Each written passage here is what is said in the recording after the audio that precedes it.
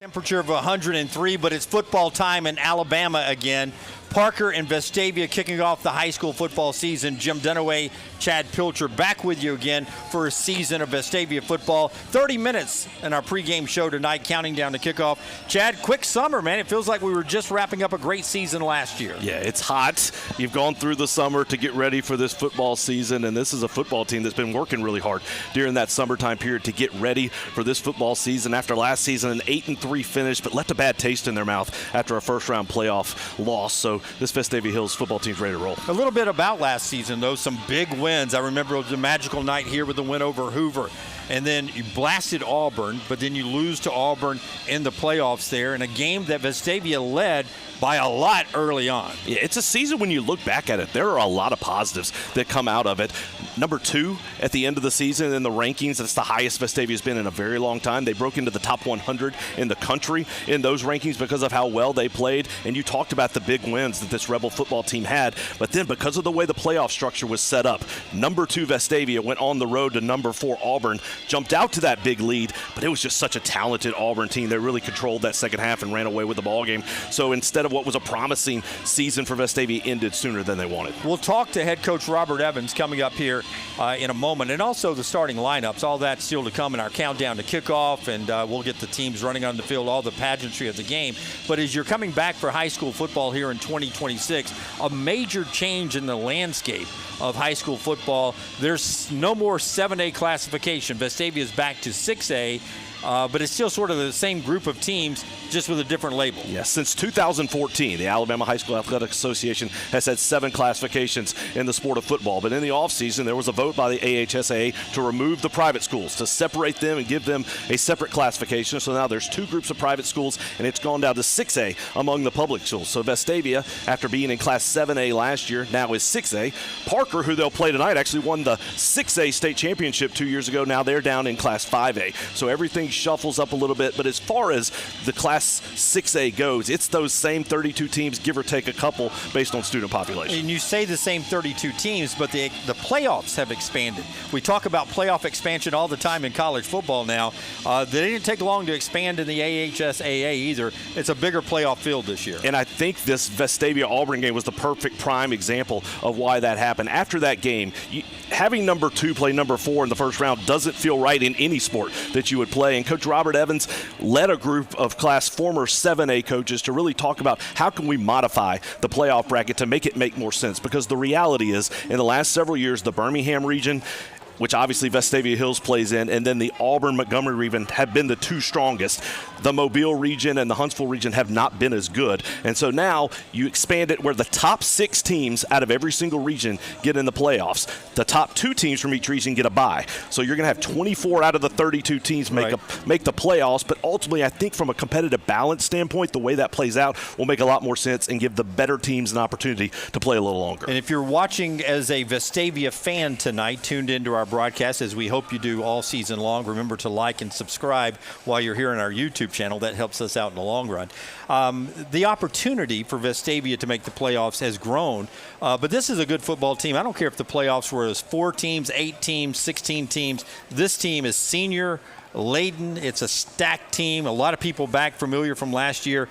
You got to like this roster. Coach Robert Evans is in his 5th year at Vestavia Hills High School, and he's been looking forward to this year for several years. The biggest reason he has a 3-year starter back at quarterback, but he has 19 seniors in the starting lineup tonight. And even the backups, you have a number of senior players. So this is a large class. It's a very talented class of players. And so I think all the hype for Vestavia Hills is real this year. The expectations are very, very high, but they got a great challenge here tonight starting out. And then when you look at the schedule with the way it plays out, going on the road next week, and then in week 3 you play Thompson, the team that's won 6 out of the last 7 state championships. It's a brutal schedule, but it's a schedule that this team is more prepared to take on than they have been in many years. A little Thompson flavor with this Parker team that Vestavia will play tonight. We'll talk about that later in our countdown to kickoff. But we're off and rolling. It's football season now in Alabama. It's hot, and so's this matchup tonight. 2 top 15 teams, regardless of classification in the state of Alabama, getting ready to tee it up here at Vestavia High School. When we come back, we actually hear from the Vestavia head coach and a conversation about this team and the season ahead. It's all coming up right here on the Rebel Nation Sports Network. Baptist Health is on your team. From everyday care to life's emergencies, we've got you covered. Baptist Health, on your team, on and off the field. From our home base right here in Birmingham, Alabama. We are here treating patients from every generation, Across the United States. and from around the world. We're here for the rookies and the dreamers, trying to make a name for themselves. We are here for the achievers, who are resilient and won't take no for an answer. We're here for the coaches, athletic trainers and mentors who are shaping the next generation of legends. We are here for you, Aggressively pursuing victory over injury. So as we get ready for another season, I guess the typical first question is, how's the off season been from spring ball to the summer? How's it been? It's been hectic. You know, like our off season is different than most of the teams we play because we have so many multi-sport players. Today, August 3rd was the first time since probably mid-November where we've had what will be our full team. And so it was nice to have all of our players in one place and being able to orchestrate an entire practice with what will be our team. But we have a lot of seniors that played that are coming back, and we have an experienced group. And yet you always have to rely somewhat on your younger classes as well. So a lot still to be determined through fall camp, but we feel good with the nucleus of senior players that we have returning. Before we talk about last year and what we're looking forward to this year, typical throughout the spring and summer is football camp for youth. And I saw some of the pictures on social media. First, how much do you enjoy that? And secondly, how important is it in a program like Vestavia, a community like Vestavia, to sort of create young football fans at that age? Right, you want it. And you know what's unique about us, in our Parks and Rec, we have 53 youth flag football teams. Wow. We have, I think, 12 tackle football teams. And of the 53 flag teams, I think 12 are girls flag teams. And for the first time ever, we did a flag camp on top of our youth tackle camp. And just had an outstanding turnout and had incredible feedback from our citizens that live in Vestavia. And we want to add value. And it's not, we don't push kids to play tackle. We just want them to enjoy the game. And in fact, probably many families are delaying playing tackle football till 5th and 6th grade, and understand why. But youth flag football is a great option, and it you know, hopefully develops skill. We need skill at Vestavia every year, but it's a fun game, and our community has embraced it. But we've had incredible feedback from the people that participated, and anytime you can invest into the future of what will be hopefully a large, robust program one day, you try to do it. Would you tell parents that it's okay to be in the flag program? There'll be time later on. You can learn a lot of stuff there. There'll be time later on to switch to tackle. Yeah, absolutely. And you know, flag's probably a little bit more efficient when you talk to the people that have experienced both flag and tackle. You know, we try to run a really efficient program here. And I think it's hard because parents work all day, they work real jobs, and they volunteer their time. That's also important to remember. But I think at times practices can kind of get lengthy and on school nights. And so in the flag world, it's a little bit more of efficient of a gameplay, and it's a little bit more of efficient of a practice, because when you're talking about blocking and tackling the proper way, that does take time. But there's pros and cons to both. And you know, I just want kids playing football, whether it's flag or tackle. We really don't care. Before we talk about the season, two things. One, good. When there's no scoreboard, whether it's at practice or whether it's at a youth camp, how much do you enjoy just teaching the game of football, just coaching the game of football, where you're not keeping a score? How much do you like that personally? Well, that's about 0.05% of my job, is actually teaching and coaching the game. When you actually get to do it and invest in the knowledge and the wisdom and the skill of our players, it's awesome. I mean, that's kind of why you get into it. And then you add in that the schematics and the things that you try to get better in the off season. Those are the fun parts of football. And the reality is the bureaucracy and the non-fun parts of the job consume most of the time, but you have to have those in order foundationally as a program in order to be successful. And we've been successful going into 5 years because our processes have been good. But obviously you get into the game because you enjoy the game and you want to pass that on to the next generation, and you want kids to want to come back in and have their own families in Vestavia playing in the youth program. But yes, the best part of the job is developing relationships and teaching the game. Now for this team, when you reflect on last season, and I know last season has nothing to do with this season, it was a very special year in my eyes. What was last season to you, and then how do you build off of it? Yeah, it was man, that's a tough question because for the first time in school history, we got ranked in the top 100 of the country. If you'd have told me that before the season, I would have absolutely taken it. We had significant wins over top 4, I think top 15 wins over quality opponents. And then obviously with the playoff format being the way that it is, it really just a preposterous format where we're number 2 on the road going to play number 4 in the first round, while the 130th ranked team in Huntsville is hosting the 40th ranked team from Mobile. It would never happen. I mean, it was literally like the top 4 against the SEC and the top 4 in the Big Ten play, while the MAC and Conference USA play each other. That would never happen in any other format. It did last year, but it led to substantive change. And so in a roundabout sort of way, because of the ludicrousness of the playoff format, our playoff format's changed.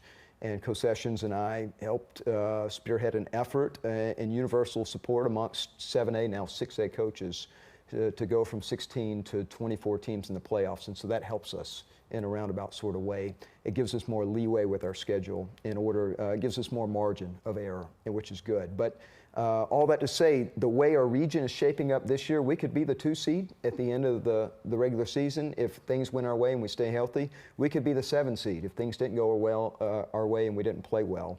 And there's probably 4 or 5 other schools between Hoover and Hewitt and Spain Park and Prattville that are in the same boat we are. So Thompson's probably the runaway favorite to be the 1 seed, and Oak Mountain's got new energy and good coaches, and there'll be a bigger challenge than they've been in years past. So, and the reality is you get in this deal to compete, but you also want to help people along the way, and we compete in a great region and look forward to getting started. I look at the offense and I see a lot of familiar names back from my call sheet last year.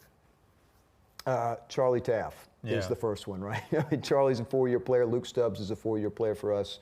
We've had Charlie. Charlie's our punt returner as a freshman against Mountain Brook in front of about 10,000 people, and he's just got ice water in his veins.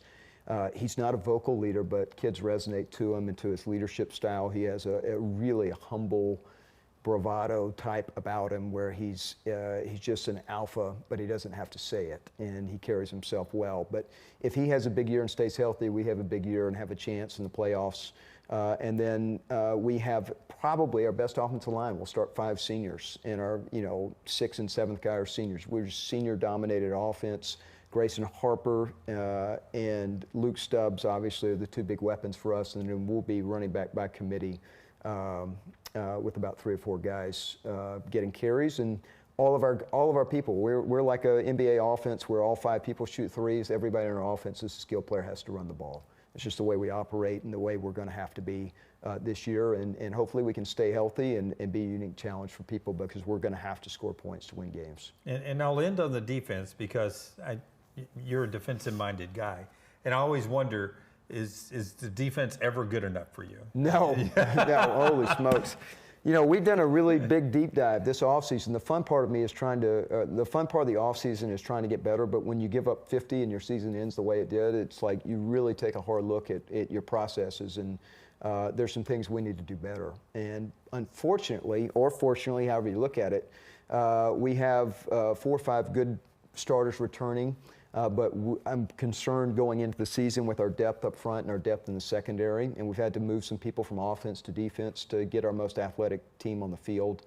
But hopefully schematically will be a problem for people, but this game comes down to blocking and tackling, and I worry about us tackling and being physical. We're not a big bunch, so we're going to have to collectively rally to the ball and get turnovers. Because the name of the game is we win turnover battle and we outrush folks. We win 95% of the time. We did a big analytic study, and but we studied Indiana. That's a great team to study. They do a lot of creative, unique things defensively, and have changed some of the schemes and the language and terminology and how we get lined up in the offseason based off some of the things they do. And we'll see, to be determined.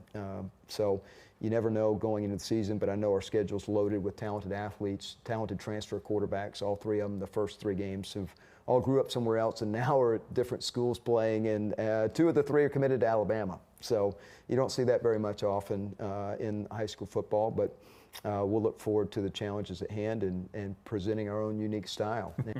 we're ready for another season, man. Thanks for letting me be a part of it. It was a blast last year. Hope to do it again this year. More coming up here on the Rebel Nation Sports Network. In every moment, greatness awaits. For the bold, the visionary, and those ready to take their shot.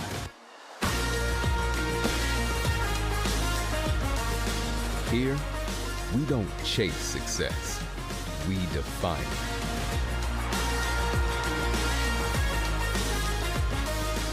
The University of Alabama, where legends are made. Closer to kickoff now as we get ready for Parker and Vestavia tonight, game number 1 of the season. Let's talk about who Vestavia will roll out there. We'll start with offense, and one of the better quarterbacks in the state and one of the better ones in the country. Yeah, for this Vestavia offense and for this team to go, Charlie Taff has to have a big season, and he was the leader last year for this Vestavia offense that averaged 38.3 points per game. Put up over 400 yards per game, and Taff, the leader, had over 1,500 yards in the air, threw for 12 touchdowns, 4 interceptions. He also led this Vestavia team on the ground, had 827 yards rushing, 17 touchdowns on the ground. But they got a number of guys back. Luke Stubbs at the receiver position. Noah Boyland back at the running back spot. And the biggest bright spot that's going to protect Charlie Taff is an offensive line that's going to start 5 seniors across the board, 3 starters back on this offensive line. So it's really an offense that played exceptionally well last year, and they're looking to really build upon that this year. When you played football, having that many seniors on the offensive line, how comfortable did you feel? It's so big because offensive line's a complicated position. You have to understand technique. Number one, you have to have the size to execute the position. But then if you understand the offense better and if you have a good feel about what your quarterback's going to do, that plays so big as you move forward. And this is just a senior-laden team. They understand each other. They know each other. And I think that's going to play big dividends for this Vestavia offense. So many players returning at the skill and on that offensive line, and that adds to the ability for them to go at pace. They love to go fast, and that helps, right? Nobody is lagging behind because there's so much experience. Vestavia is one of the most difficult offenses in the state to prepare for under offensive coordinator Josh Franklin, and as that tempo goes, I think that's going to be a really big task here for Parker tonight is the depth and how does that go, and then how can they keep up as the time goes along, as this tempo really tends to wear teams down as the game goes along. Okay, you heard Robert Evans there, the head coach, in our interview earlier in our countdown to kickoff here. He's a defensive-minded guy, but he's a head coach who has called defensive plays in the past. He's sort of giving a little bit of that up this year. Yeah. Tell me, before we talk defensive players, how that could change his mindset during the game, and maybe a little nerves in the first one, sort of letting the reins go a little bit. Yeah, Coach Evans is a defensive coordinator, has been throughout his career, and off and on he's called the defenses. A couple of years ago when Sean Rainey was the defensive coordinator, he let Coach Rainey call it a little bit, went back to calling it himself, but this year defensive coordinator Chad Merrill will be calling the offense from the get-go. Now, I think Coach Evans is still going to have input and call different calls, but he says by allowing Coach Merrill to call the defense, that lets Coach A focus on the big picture, but B also allows him to make adjustments more quickly as the game goes along rather than having to wait while he's calling the game. I think that's going to be a big change and could be very positive for the Rebels. Let's talk about some of those defensive stars, and we got a big one right there in the big defensive end. Yeah, Paxton Ussery is committed to Jacksonville State to play next year. He just had a great summer going to the camp, showing out, ended up somewhere in the 12 to 15 offer range. Big guy, actually got hurt last year against Hoover and missed the playoff game. That was a huge loss for this Vestavia team, but for Ussery, he's got to be big because this is not a big team. Up front, Vestavia is in the lower 200-pound range. Obviously, Ussery is the exception to that. They've got really strong linebackers with Daniel Richardson, the leading tackler from last season, back. And in the secondary, there's some guys who have played before, but not much depth at all. The biggest change in the secondary being Price LeMaster, the backup quarterback, is now moved to safety out of necessity, really, for this Rebel team trying to get a good athlete onto the field defensively. So, big challenges for this Vestavia defense. Not a lot of depth. We'll see how that plays out through the season. We'll talk about the game in a moment before we kick things off, but I did want to mention, as you're talking about the defense here, with these two talented teams that are about to play, there is a good chance we're going to have a shootout tonight. Let's see the starters for Vestavia tonight, both offensively and defensively. Let's meet your Rebel team tonight.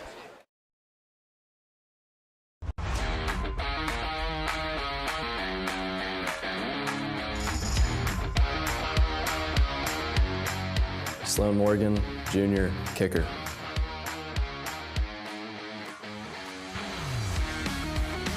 Lawson Manown, junior, rover.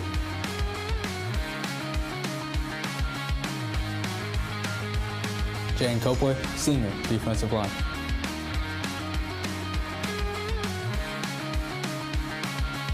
Haynes Bridges, senior, D-line.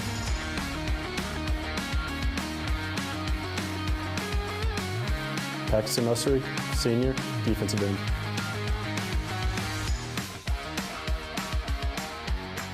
Will Bachnick, senior, corner.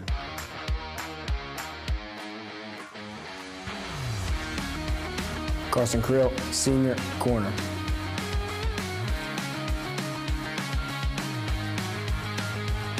Maddox Vickers, senior, linebacker.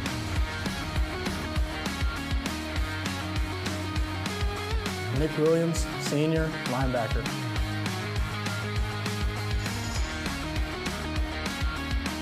Daniel Richardson, senior, linebacker.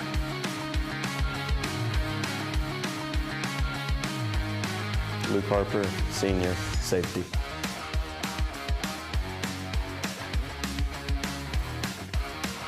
Tyson Master, senior, strong safety.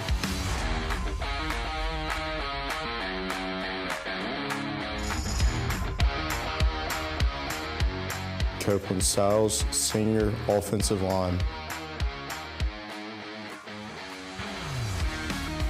Cord Pig, senior, offensive line.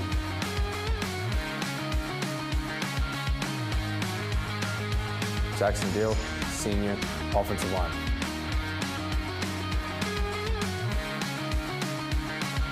Will Wathney, senior, offensive line.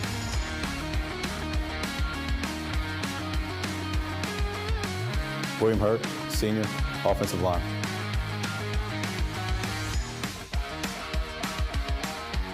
Rob Freelu, junior, wide receiver.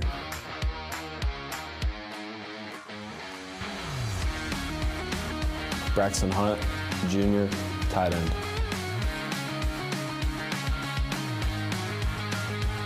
Luke Stubbs, senior, wide receiver.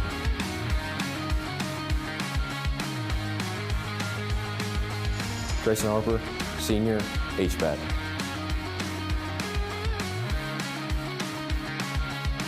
Noah Boylan, senior, running back.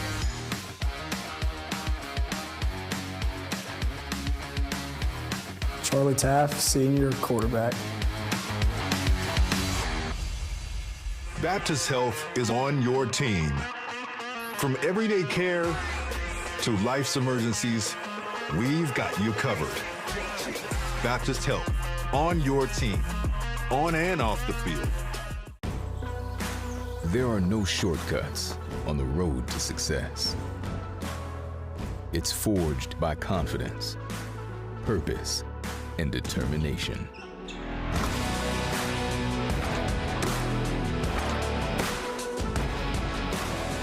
Everyone has potential.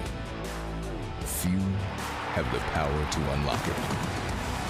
The University of Alabama, where legends are made.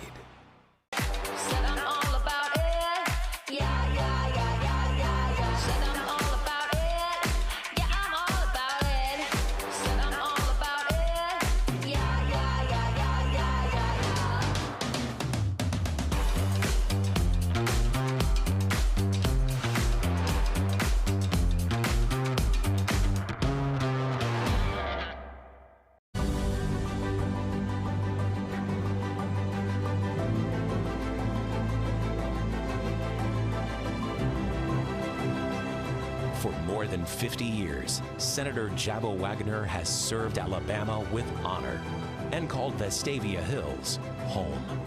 Thank you, Senator Wagner, for your historic legacy of service. Back with you live in Vestavia, waiting for the Rebels to come running onto the field. The captains are out tonight for game number 1. Charlie Taft, Luke Stubbs out there, Price LeMaster, captain tonight as well. So is Paxton Ussery.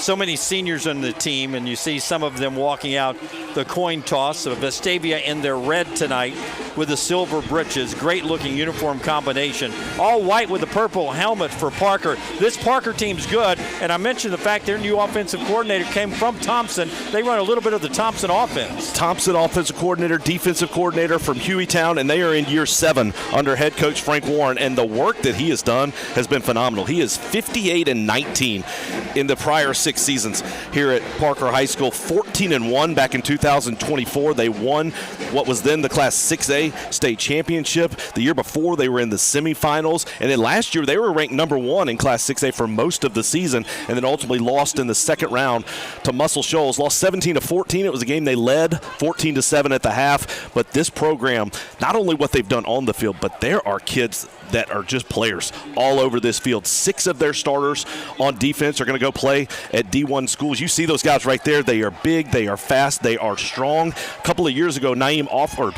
was the number 1 recruit in the entire country. He was from Parker High School. He's now at Oregon. So this is a team that is absolutely loaded, and they're going to be flying all over the field here tonight. All right, so Vestavia running through the banner, and here they come for a new season of football in Alabama. Your Rebels running onto the turf one time to get this thing going.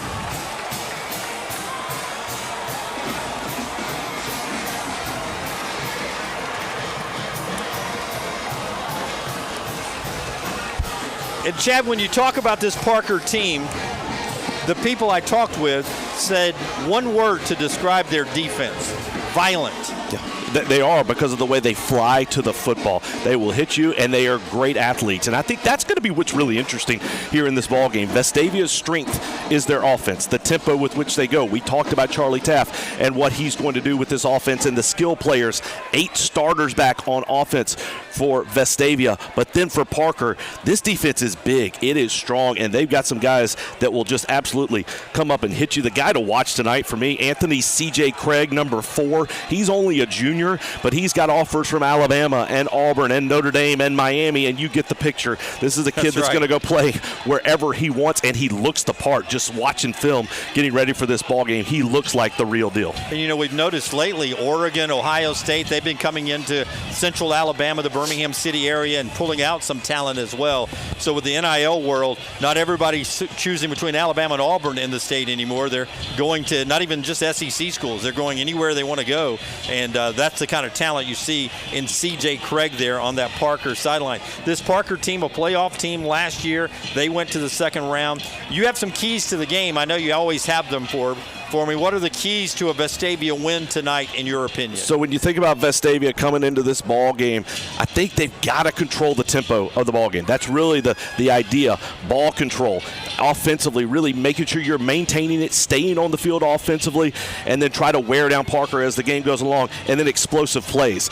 They've got to take some shots. It's going to be difficult with this very athletic defense, but they've got to take shots as this game goes along. And I would imagine stamina will have heat breaks and all that, because as I said when we came on the air 30 minutes ago, it was 91 with a feel-like temperature of 103. As I check the temperature right now here in Vestavia, it is still 91, feel like 103, and we're on the turf field down there, so stamina will be a big factor. Heat breaks, yes, just like we saw in the World Cup during the summer.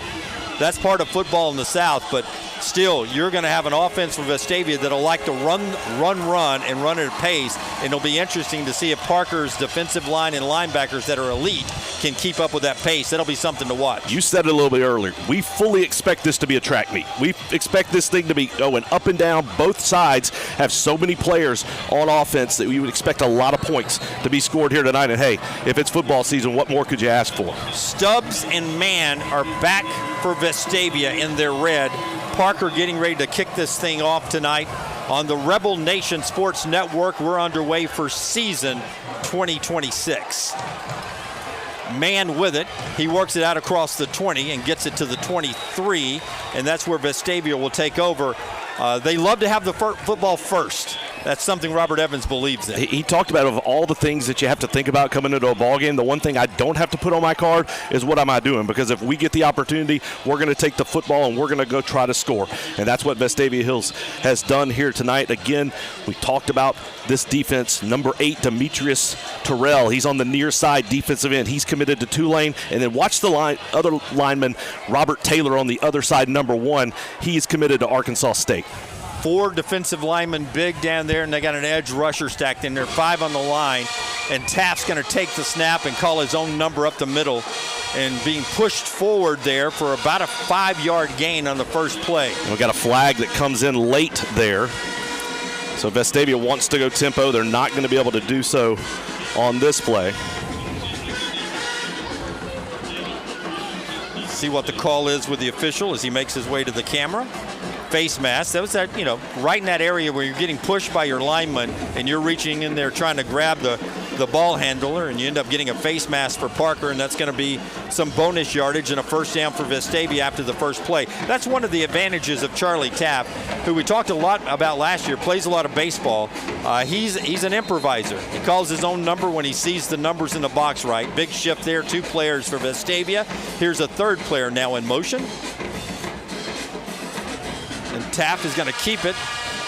Gets away, now throws it downfield to a wide open receiver, but because of the pressure, couldn't get it to Grayson Harper to where he can make the catch, and it's an incomplete pass. But that's what Charlie Taft does right there. He keeps the play alive with his feet and finds an open receiver, just couldn't get it to him. Improvises, makes things happen, and that penalty obviously going to play big for Parker. Instead of being pushed back a 3rd, kind of long, now you're looking 3rd and just a little bit. They'll run straight ahead. First down run there from Noah Boylan, and now Vestavia is on the move. And not to be outdone, I should have mentioned number 99, the other defensive lineman for Parker. He's committed to Western Kentucky. So it's just skill across the board for Parker. Taft with a quick snap, back to Boylan again. Same play call. This time gets it to the 40-yard line, and we're set up with a 2nd and 7. And this where you're Parker, whether you're the defense or the defense coordinator, you've practiced this tempo all summer, but there's no way to replicate it until you get back out on the field. Copeway and Stubbs near side here. Keep an eye on this side as a motion man comes across. The fake to him. Taft now avoiding pressure, slings it out to Boylan, but he is tackled for a loss. There's your guy, C.J. Craig, with the tackle. And well done on the assignment for C.J. Craig, and then you see the explosiveness coming downhill, making that tackle as soon as Boylan catches the ball. 3rd down, still quickly to the line, looking for an audible. Nope, quickly a snap. Taft's going to call the draw play. Got running room. He gets the first down across the 50 to the 45. That looked like a called quarterback draw. What an outstanding call by Josh Franklin. Parker clearly expecting pass. They drop 5 defenders back. Taft shows pass, then goes with the quarterback draw for the first down. I mean, we're snapping it right now within 5 seconds on the play clock. Throw out near side, and that's going to be complete to Stagner. Stagner pushed out of bounds right around the 40-yard line. Parker doing a good job. They're not trying to not let Vestavia go deep. They're keeping everything in front. That's when it's nice to have a senior quarterback who very calmly takes the check down. 2nd and 4, near side to Stubbs. Stubbs keeps his feet in bounds. Nope, stepped out of bounds. Derek Marshall with a strong hit to finish that play, but Stubbs actually stepped out about 3 or 4 yards prior to that. Nonetheless, 3rd and short. Yeah, another 3rd down here. And boy, 3rd down always huge in games, and another opportunity here for Vestavia. There's the motion there, and you can see the Parker players sort of throwing their hands up because they practiced it. They knew what Vestavia was going to do, and still it's just you're so yoked up. Right.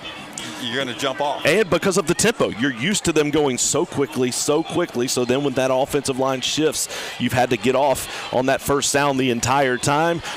This time Vestavia was just doing shifting to the left, and Parker a little discombobulated on the sideline. They're going to call a timeout. Frank Warren calls a timeout, and I'm sure he's going to do a couple of things here. One, he's going to tell the officials. I don't think that's legal. He's going to try to work the officials. Right.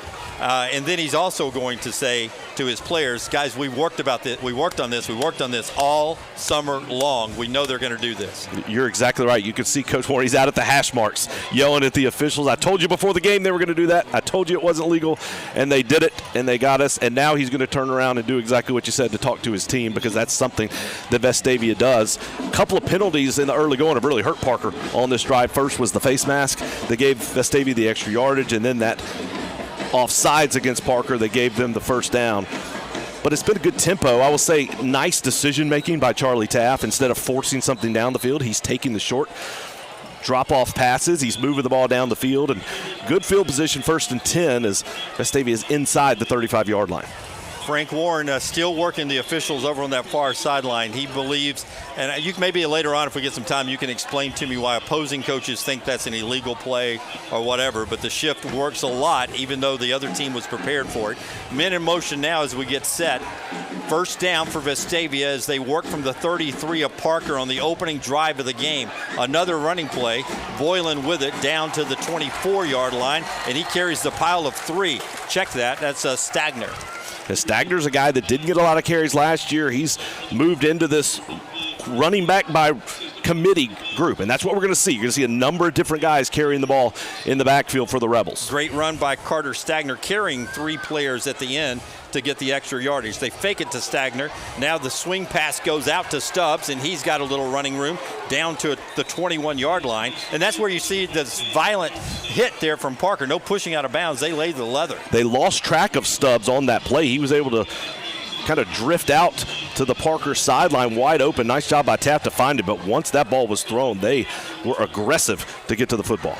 Robert Evans wanting points here on this first drive. Charlie Taft tries to keep it. The defensive end waiting on him there. That's big 88 Joe Johnson who met him as he was coming out of the backfield. Well done by Johnson. He read that play perfectly. Able to wrap up Taft after he started coming towards him. That's the first negative play we've seen for this Parker defense.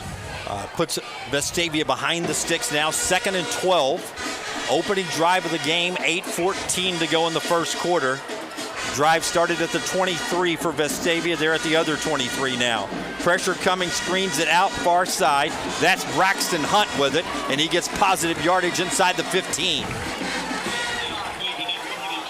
Really well set up by the Rebels that time on the screenplay, but read well as well by Nadarius Davis, Demetrius Terrell, able to recover. That looked like it was going to be a touchdown when Taft let go of the football, but nice recovery by the Thundering Herd to make the tackle and force the Rebels into a 3rd down. A full house backfield, a lot of blockers and stuff. Taft's going to keep it, gets a chip on the outside, gets the first down. Now he gets a touchdown. Great blocking, and Vestavia gets 6 on the board.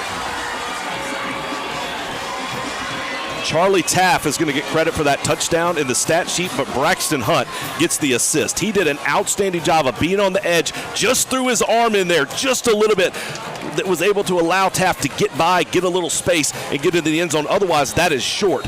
Great block by Braxton Hunt to let Taft get into the end zone. Now lined up here on an extra point. We'll see if we get to a kick formation. No, they go for 2. They like the numbers. Right up the middle, 4-2, and you're in there, and that's LeMaster, who is a master at that deception play, and 2 for Vestavia. It's 8-0 after the first drive. Now it's time to play a little defense when we come back on the Rebel Nation Sports Network. Baptist Health is on your team. From everyday care to life's emergencies, we've got you covered. Baptist Health, on your team, on and off the field.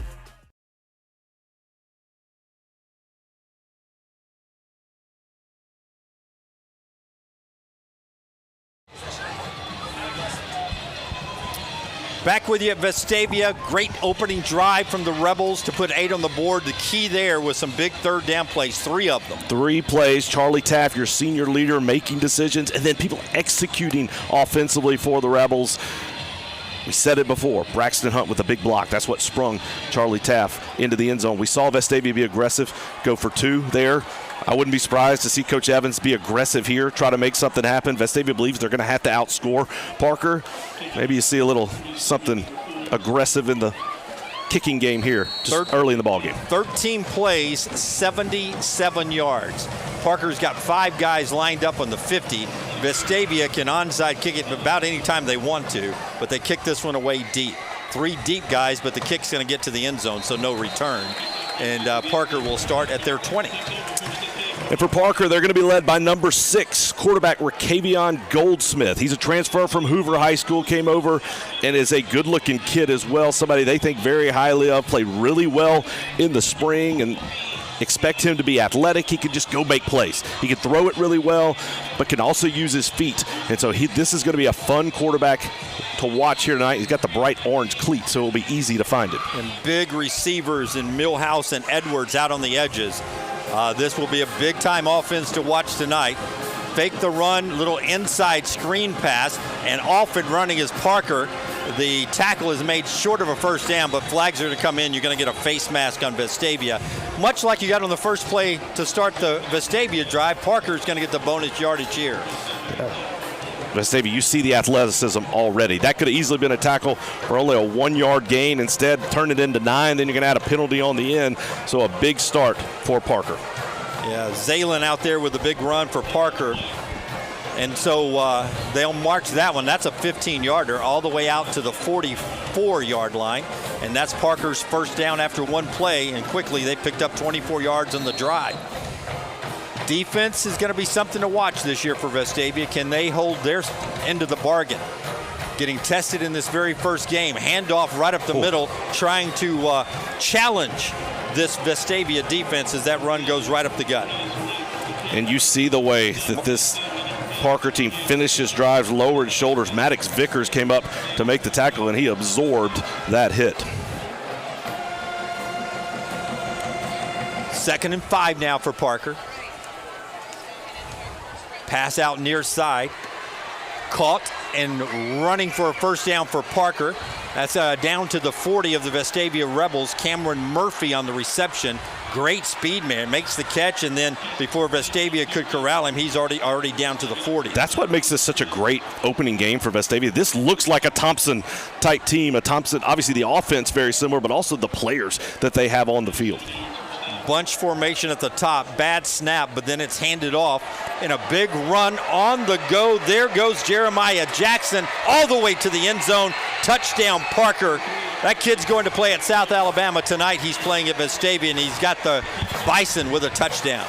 He uses the power to the outside, and then just really poor defense by Vestavia trying to come up and make the tackle. A couple of guys tried to get him in the secondary and were unable to do so.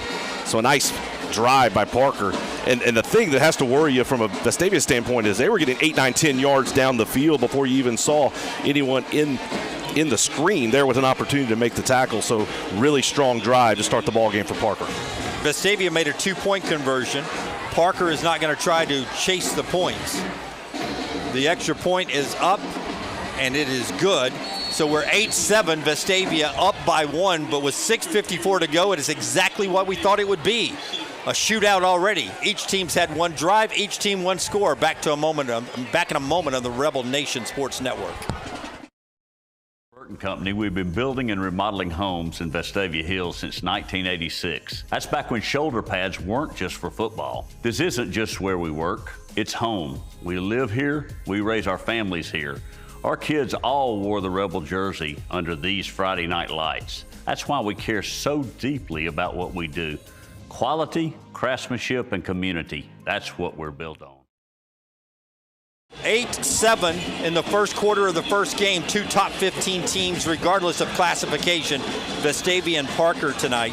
Hey, don't miss next week's Rebels sporting events next Tuesday. Flag football in action, hosting Helena and Carver Montgomery right here at Vestavia's Thompson Reynolds Stadium. First game kicks off at 4 o'clock. That's next Tuesday for Vestavia Rebels flag football. A lot of fun there. Enjoyed calling their game last year. Another great team this year for the ladies of the Vestavia Hills Rebel flag football team next Tuesday. Got a good one for the opener here tonight on Buddy Anderson Field. It's a hot one, and we got a hot game. Big booming kick is going to be taken by Crawford Mann over there at the goal line.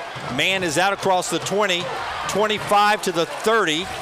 Going to be marked down right at the 30-yard line, make it the 31, and that's where Vestavia will take over. Yeah. So now Vestavia looking to continue offensively, and this is one of those games, both of these teams had trouble finding a game. This really came together at the very last minute. They were able to put this game on the schedule. Vestavia only has 9 games on their schedule this year because they were unable to find a game for that final week of the season. But when you look at it, the number 4 ranked team in Class 6A in Vestavia, the number 3 ranked team preseason in Class 5A in Parker. This is one of the premier matchups in the state this week. Charlie Taff, little inside pitch to Stubbs. Tackled behind the line of scrimmage by that vicious Parker defense. And that's Terrell again, and my goodness, you just see how big and strong and aggressive he is. He was not fooled by that one at all. Able to wrap up Stubbs, push him backwards. They'll call it a loss of 1. Back to the 30, 2nd down and 11 now. And Parker got a little momentum on that touchdown drive, and we'll see if the defense can live up to it now to keep the Rebels in check. They're getting great pressure on Taft. He's going to run with it now, but he's corralled as they kept a spy at home. That's Nadarius Davis on the tackle, and he didn't drop back into coverage. He sat there and waited for Taft to run. Probably a smart move to spy him. That's one thing they're doing. They are not going to allow Taft to beat them. That's at least the game plan coming in, and they're not going to allow anything deep, and that's the way they're doing it. They got a 4-2-5 defense out there to try to keep everything in front and make sure their eyes are on Taft. Everywhere he goes, you've got a defender following as Vestavia will shift here in this first 3rd and long. 3 receivers were near side. They tried to shift again, didn't get a flag this time, and Robert Evans started working the officials. Pressure coming off the tackles. Pass over the middle is on the money for a 1st down. That is a great throw and catch there as it was Taft to Stubbs, and hopefully those two will connect all year long. And that's going to take us to the first heat timeout of the ball game. Robert Evans working with the official down low, wanting to know why he didn't get a flag before that, but they get a 1st down. We'll take a quick timeout as well with this heat timeout. 8-7 Vestavia on the Rebel Nation Sports Network. Proudly local, headquartered in Birmingham with offices in Vestavia Hills and Austin, Texas. A family of companies, Molecular Designs and Streamline Scientific, serving labs nationwide. We develop smarter molecular tools from advanced PCR assays to improved sample collection and rapid extraction systems, plus seamless lab software. Together, we're a family of companies, simplifying, advancing, and empowering labs across America. Streamline Scientific and Molecular Designs. Local innovation, national impact, serving labs nationwide. Let's go Rebels! And thank you to all the sponsors you'll see throughout the year, both on the scoreboard if you come to the stadium, but here on our broadcast as well. Not only do they make this student-run broadcast possible, but also they help support the program, and we appreciate them so much. Vestavia by 1 right now, 5:15 clock running. Inside pitch goes to Grayson Harper. Harper pushes forward, short of a 1st down, though, and it'll set up a 2nd down play. Yeah, first time we've seen Harper touch the football. Nice job by him of moving forward. Last year he had 29 catches for 474 yards and 3 touchdowns. Jakari Hall credited with the stop, but several Parker people there. 2nd down and 4. This time Taft throws over to a wide open Luke Stubbs again, and Stubbs works it down to the 33. Stubbs and Taft are in rhythm. Those guys have been playing together for a lot of years, and Stubbs was the leading receiver for Vestavia last year, 726 yards through the air, averaged 13.4 yards per catch. Taft got him lined up again. This time the handoff goes near side, and that's Big Boylan working his way inside the 30 to the 29 before he's pushed way back, but gets the forward progress for about a 4-yard gain. Everything continuing to move as Vestavia wants it to offensively. They're getting a push, and Parker brought about 70 players to this ball game. Vestavia's running about 100 deep. So the goal is you continue with that tempo and hope that late in the second half you start to wear this defense down. 3 people in the backfield. Taft keeps it, throws it for an open receiver, but Braxton Hunt just can't run under it. Taft leads him a little too much. Great play call. It worked, just missed on the connection. Yeah, first miss we've seen from Taft here tonight. Just led him a little bit too far. Nice play call, good route by Braxton Hunt, just a little bit out the reach of his hands. This gets us to a big 3rd down play right on the edge of the Sloan Morgan field goal range. 3rd and 6. See what we do on a 3rd down play with Taft. Empty backfield now. 3 on the top, 2 on the near side. No tight end. See if they can protect him. Pass over the middle, complete, and then a nice move and a run for a first down. Great job by Grayson Harper there as he drops it in there for a first down. And perfect design. Let's run the curl route, come right back, sit down at the sticks. Harper did a great job, and Taft found him for the first down. First down at the 21 down. 9th play of the drive coming up. Another third down conversion. Taft on the keeper. Throws it to Boylan in the flats. He gets inside to the 17 before he is knocked around a little bit. Nadarius Davis is one of the guys on the point. So is Aiden Pickney for Parker. Positive game for Vestavia, but when Taft watches that one again, he had Powell Curry in the end zone on the post route wide open, just didn't have enough time to find him. Came off and went to the check down a little bit early. 3:13 to go. First quarter, 8-7 Vestavia. Vestavia, the second drive of the night, trying to get the pay dirt again. Taft with the pitch, runs into some traffic, and down he goes. I don't think it was a fumble. I think Stubbs was down. We'll see what the officials say. It looks like they're marking him down. That was a really good play by Khalil Thomas, the corner. The ball did come out, but they're going to say he was down before it did. And that was a great individual effort because there was a Rebel blocker there on blocking Thomas. Thomas fought through that, not only got there to make the tackle, but was able to pull the ball out. Vestavia very fortunate to retain possession. No replays, at least at this part of the high school football season. So the call is on the field, 3rd and 7. Loss of a yard there, and another big third down play for Vestavia. And we're going to get a timeout here as we didn't like the play call with the formation. And the OC, Josh Franklin, wants to talk this one over with head coach Robert Evans. We'll keep it here right now for a second with 2:24 to go in the first quarter. So far, it's exactly what you expected. We knew it was going to be up and down. I will say Parker moved the ball a little bit more easily than I thought they might, the way that they were able to move up and down the field. But look, first game jitters. It takes a little time. We'll see what kind of adjustments Vestavia makes. They played very soft on that first drive, trying not to give up anything deep. The result was Parker really got everything short and then some. The offensively for Vestavia, they move the ball up and down the field as we would expect them to do, a third down and long. And so we'll see how they're able to convert there. Last year, Vestavia was 46% on third down, just a little shy of 50%. They're going to need to be that here because we've seen this Parker defense make some really good plays and force Vestavia into these, a couple of third and long situations. One key to keep watching, and Parker's done a good job of getting pressure on the quarterback, is watch Vestavia's veteran offensive line against that great defensive line. At times, they've been getting a good push on Taft. It's a third down play now. Empty backfield. Taft now with, here comes the pressure. It's a screen, and they get it out well blocked. There goes Stubbs, and he gets it down near the first down marker, maybe a yard short. Got to think they're going to go for it here on 4th and about 1.5. Offensive coordinator Josh Franklin looking to Coach Robert Evans. They're going to send the heavy package in, and they are going to go for it here. So heavy package, you mean extra offensive lineman, extra tight end, tight end there. Number that's not on our roster. So loading up to, I would assume, what we've seen a lot is you see Charlie Taft coming downhill. This is a really big Parker defensive line, and we got 4 guys lined up across the board. Yeah, it'll be interesting to see if Taft gets the snap. Now they're going to move out and line it up directly back there. It's to Taft. He's going to run it, looks for a space. He gets the first down, spins his way down to the 2-yard line. That's a first down. Flag came in, so we'll see the call. That's a great run by Charlie Taft on a well-executed play for Vestavia. We'll see if it's at a hold or is it a face mask.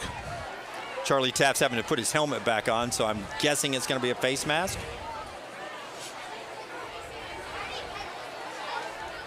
They're looking for a number to call it for, but a personal foul face mask. So that'll be half the distance to the goal line and the first down for Vestavia. And so now you would expect to see something very similar from this Rebel offense. 1st and goal from the 1. In that situation, you're just trying to get Taft to read the gap, right? That's correct. You run the assignment, you've got your offensive line firing all forward, and you run that motion to really distract the defense, and then here comes your quarterback downhill. Taft keeping it, left side, great blocking, touchdown Vestavia. That thing was blocked perfectly.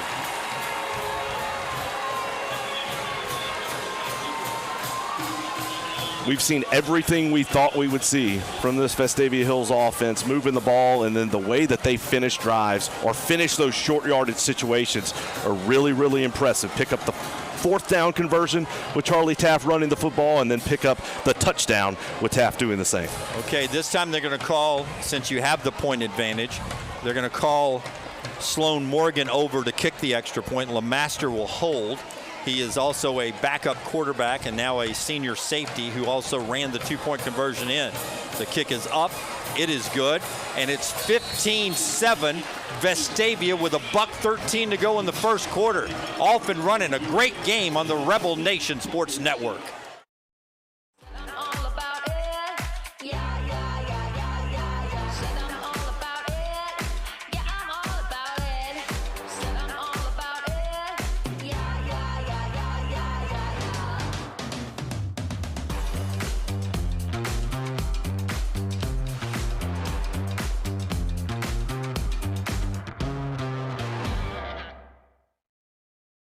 Vestavia, the light show rolling. The scores are exploding like 4th of July fireworks.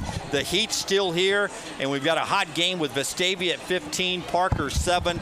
No defense has made a stop yet tonight. It is almost like we're watching Canadian football, like the Calgary Stampeders and the Ottawa Rough Riders playing tonight. And we predicted it. It's good. Sometimes you come into these things, you expect an offensive shootout, and the defenses have the game of their lives. So far tonight, the offenses have done what we expected. Not something you really love if you're a defensive-minded coach like Robert Evans, but hey, kickoff's in the end zone again, and that is a good job of kicking off, and that means, hey, no return, and Parker will have to start at the 20. Last time it didn't hurt them. They moved down the field quickly. No, and for Vestavia, you want to obviously make some adjustments, see if you can be a little better. Before this game, we thought the keys to the game for Vestavia defensively were to come out, play assignment football, and have sound tackling.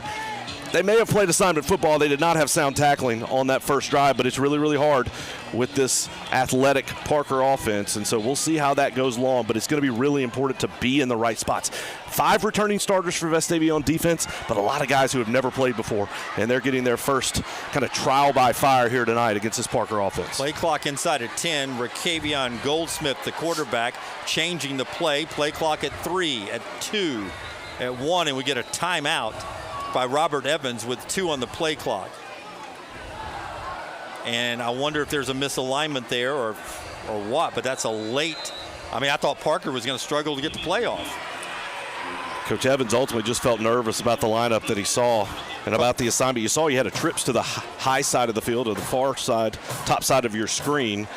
He was sitting there talking to Ben Ponder, who's a guy who did play a good bit last year, but just looked like a lot of confusion defensively for Vestavia. No matter how much you practice it in the summer, the first time you get out there, it's just different, especially when you're playing against these kind of athletes. It looks like it was something that he wasn't happy with the run fit. So now back after burning a timeout with 2 on the play clock. So Parker getting ready to start things off. 1st and 10 on their second drive. First quarter still, 1:13 to go. Vestavia 15, Parker 7. Rakavion Goldsmith, the quarterback, and Goldsmith's a playmaker. Tries to pass that outside, and it goes into the turf. Incomplete pass as it was thrown forward. They were trying a little receiver screen there, but it looked like both receivers were blocking and nobody was catching. So you'll take that throwaway down, and it's 2nd and 10. Yeah, Daniel Richardson was actually out there from his linebacker's position. He was the first line of defense there, and he did a great job of being aggressive and pushing through and deflecting that ball. Now the handoff is going to go right up the middle to Jeremiah Jackson, the guy who had the long run for the touchdown, and they're having a hard time just getting him down on the ground. Should have had him tackled for no gain, ends up getting 9, maybe 10 yards. So you see why we said key to the game. You've got to be able to tackle these really strong backs. That should have been a very short gain. Instead, great run by the Parker ball carrier, but really poor tackling by Vestavia. That was one thing they were really good at last year. This Vestavia defense was good at in the open field, making a lot of big tackles. And they've got to find that again this season to have the kind of year they had last year. Just a power run up the middle. Now Rakavion Goldsmith throws to the open receiver over the middle for another first down for Parker as they get another chunk of yardage to Jeremiah Davison. And that time Vestavia had 3 defenders in the area, and just a really strong throw by Goldsmith, able to split it right in between all 3 of them for another first down. Botnick was able to get him to the ground at the 44-yard line. First down Parker again. Vestavia does a good job of not jumping off. Goldsmith looks for an audible, changing the play. Really Good-looking quarterback back there. Goldsmith now is going to hand this one off to the far side, and again, positive yardage behind the big offensive line for Cameron Murphy. And Murphy gets, we're going to call that one 4 yards to make 2nd and 6. Yeah, you saw Paxton Ustry flew into the backfield from the far side. Came all the way from the near side defensive end, got a hand on him to slow him down a little bit. But another nice game for Parker, and now we got a false start against Parker. That's going to back them up 5. And that's the kind of penalties that really hurt you. When you're doing everything is going right for you offensively, those are the kind you really can't afford. And now it looks like we got another late flag came in on that play. Yeah, I think you're going to get a penalty here, and it was right as the clock was going to 0. They put 0.2 back on the clock. The clock had run down to 0. So the officials talk it over. A couple of flags came in from 2 different officials. We'll see if they had the same thing. We may have a little offsetting penalties.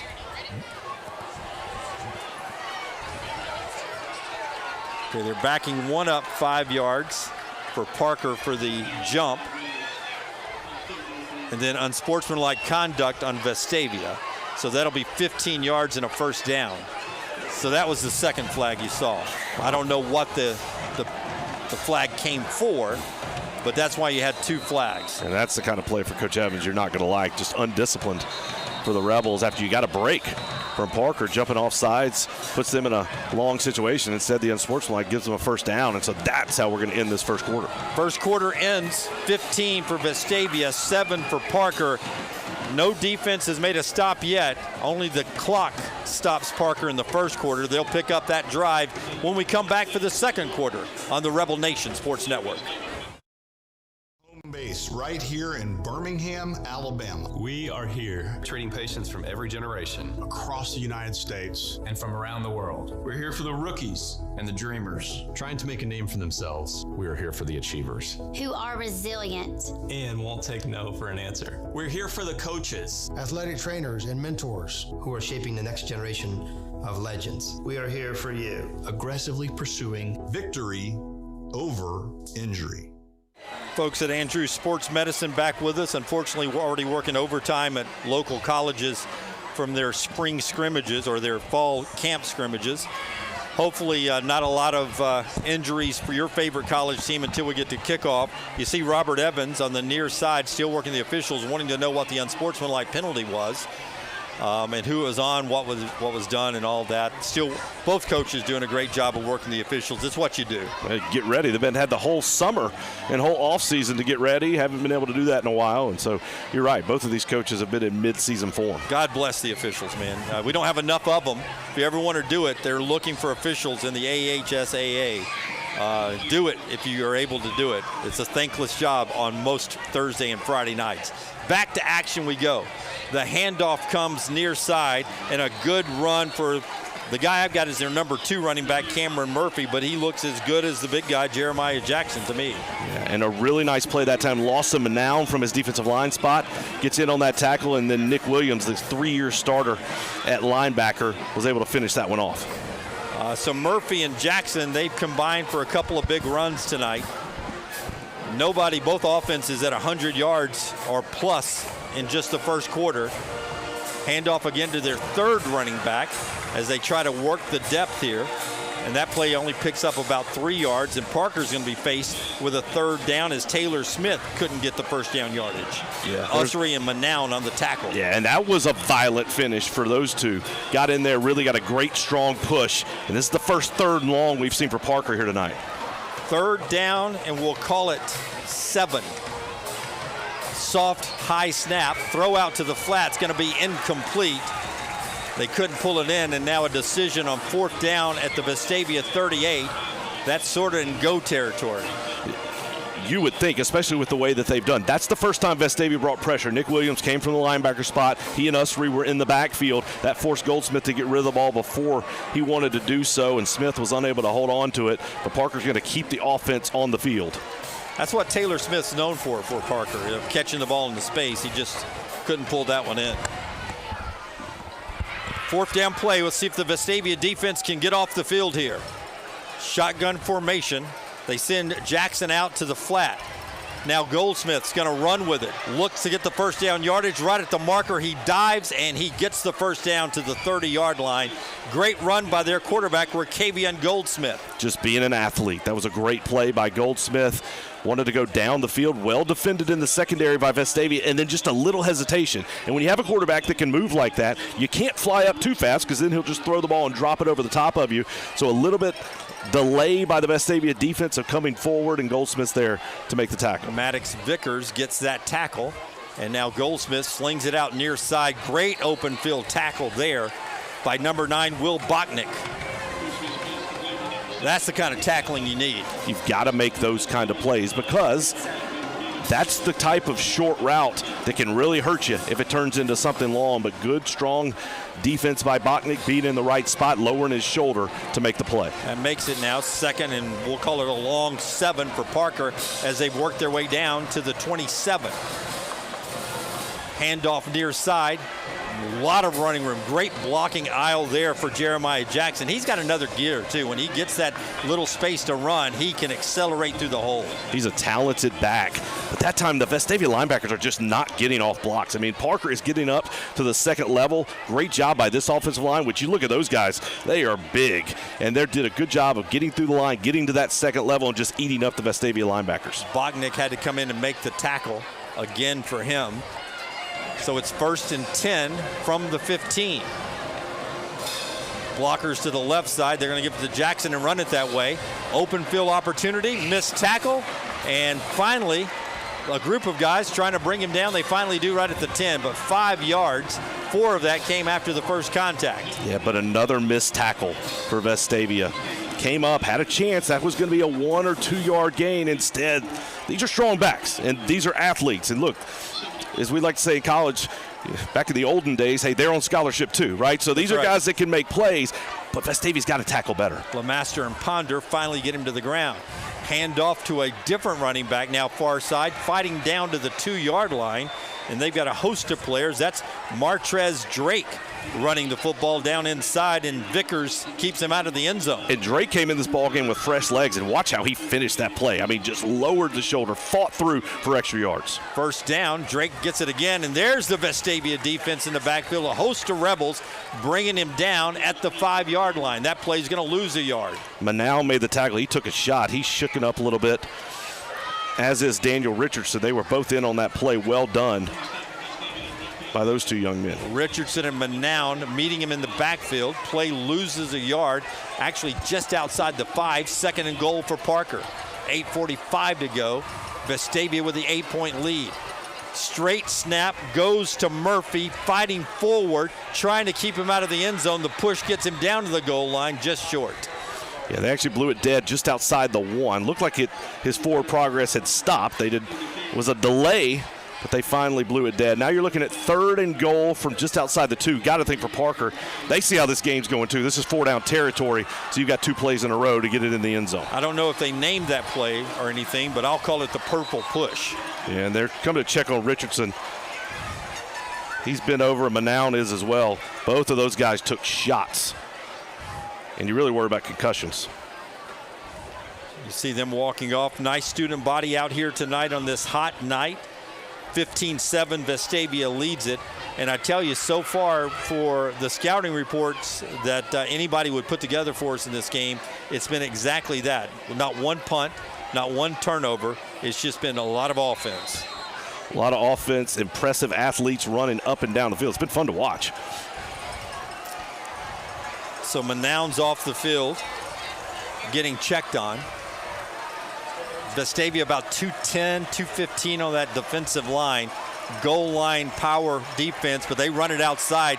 See if they can get to the corner. They do. That's Jackson with the touchdown as he gets to the pylon with his speed, and Parker gets to within 2. Yeah, different play, same result. Vestavia players in the backfield, chance to make the tackles, and just not able to do so. I thought they had a real advantage running it up the middle there with their power, strength advantage, their size advantage, but they went outside. But Jackson, just with so much speed, nobody could beat him to the pylon either. So now they're not going to chase points. Frank Warren, very patient. Vestavia got a 2-point conversion on their first touchdown. On the second touchdown for Parker, they're going to say, hey, we're good, man. We're going to keep kicking this thing. Not chasing points. A mature coach there, a veteran coach, says, hey, we'll keep it within one. 15-14 as Parker connects on their second drive, too. 7:52 to go. Vestavia by 1 on the Rebel Nation Sports Network. Right here in Birmingham, Alabama. We are here treating patients from every generation Across the United States. and from around the world. We're here for the rookies and the dreamers trying to make a name for themselves. We are here for the achievers who are resilient and won't take no for an answer. We're here for the coaches, athletic trainers and mentors who are shaping the next generation of legends. We are here for you. Aggressively pursuing victory over injury. Not a hard sellout, but a great crowd for opening night on a Thursday night. A lot of Parker fans you see on the far side, and the Vestavia side nearly packed out, but just a few open seats. And here we are. The sun has set, and it's still 89 degrees with a feel-like temperature of 99. Add 7 when you're on the turf out there. So it's a lot of heat for these guys in the opener, and they've been running up and down the field. 15-14. Vestavia by 1, 7:52 to go. Parker to kick it off again. Booming kick. Once again, it's going to go to Crawford Mann. Out with 20, 25, and he's going to be brought down right there as the tackle was made by number 16, Rashawn Robinson on Mann, and that's where Vestavia will take over. We've got a flag. We've got a flag back from the white hat. He's looking to the Parker sideline to see what they'd like to do. Your choice will be to re-kick or to back them up from that point right there. Don't know what the penalty would be from that far back unless... Well, I think it was be too many men on the field. That's what I would have said. But I counted real quick when I saw it come out. It looked like Vestavia had 11. Legal procedure declined. So they'll take the, I guess you couldn't just back them up. I guess it's either a re-kick or you'll be there. Right. You'll take the return that's only to the 20. And it's a first down for Vestavia. There was 7:44 to go. And for Vestavia, you want to stay in rhythm, keep doing what you're doing. But look, the way this game's going, there's a lot of pressure on this offense because it's going to take a lot of work to try and slow down this Parker offense. And so that puts the pressure on this Vestavia offense to every single drive. You have to be able to go up and down the field and put points on the board. They get it marked correctly at the 25. Charlie Taps, your quarterback. Pitch goes right side. Running room over there for 7 yards. A nice little run over there for Luke Stubbs out of the backfield with a nice run. And when you play this Vestavia offense, it doesn't matter if this player is listed as a receiver or an H-back or a running back. You have to be able to carry the football. Stubbs has done a great job of that throughout his career, and it's a nice game there. Now in the backfield, no running room as 0 Carter Stagner is stacked up. That play loses yardage, and we're going to get another third down. Yeah, Demetrius Terrell has been a problem for Parker so far tonight. We talked about the experience on this Vestavia offensive line, 3 returning starters, 5 seniors, but Terrell has had his way. Now Vestavia facing yet another third down tonight. They are 5 of 6 on third down conversions. They'll need one here now, or we'll get our first punt of the evening. Taff is pressured. He's trying to run away from it. 2 defenders coming at him. He's going to try to just get out of bounds. And he is knocked out by a couple of Parker Bison over here, but nowhere close to a first down. And I guess we'll get our first punt of the night. I didn't know if we'd see a punt. So we've got a player down on the sidelines.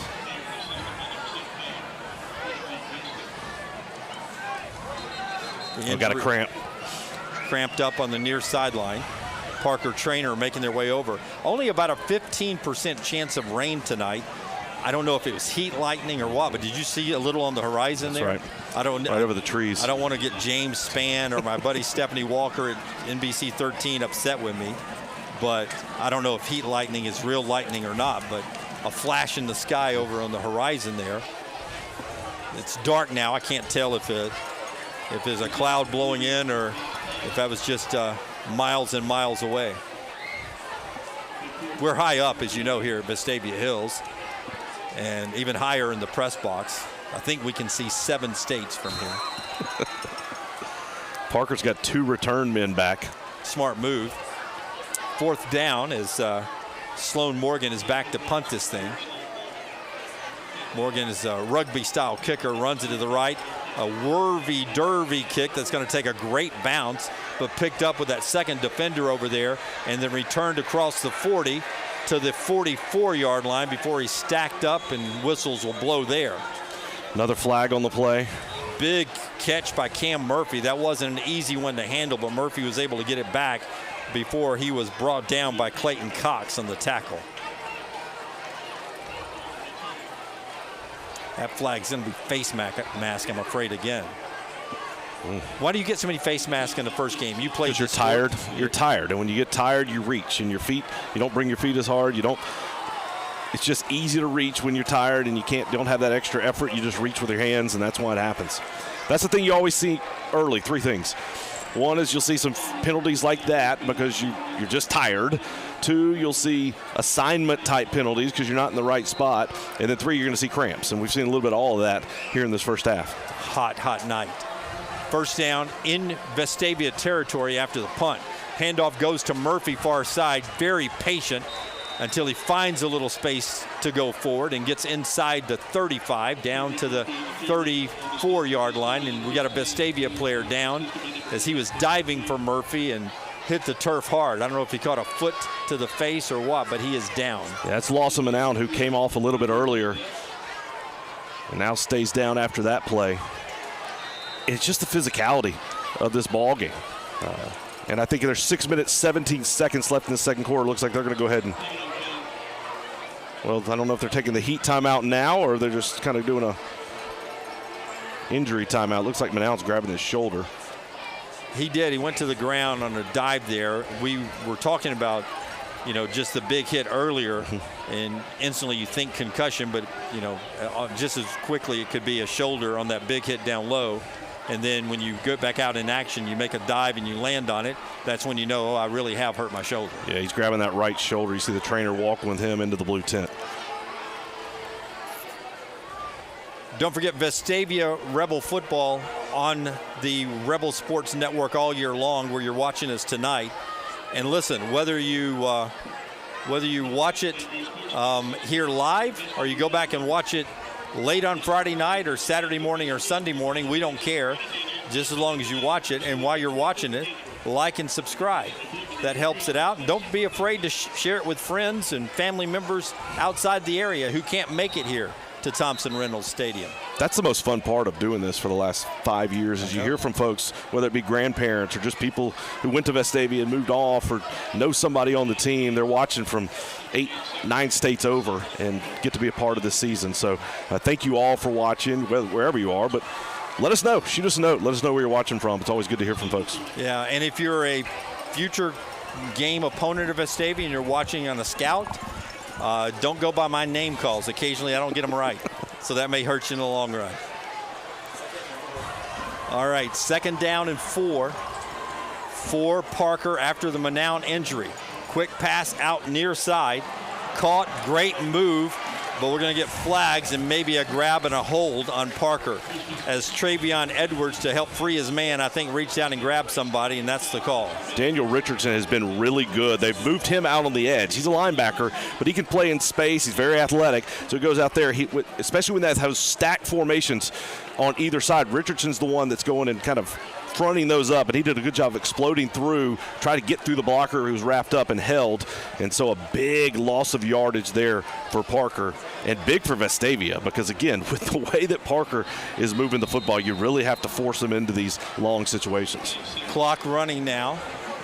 Needs to be running at 6:08. The ref rolled it, but it's not moving. Goldsmith takes the snap. Fakes it. Great pressure from Ussery there. Now Goldsmith is off and running. He's going to be hit hard and knocked down at the 39-yard line. Looked like it was Nick Williams in there making the pop. He was one of the guys. Daniel Richardson there as well.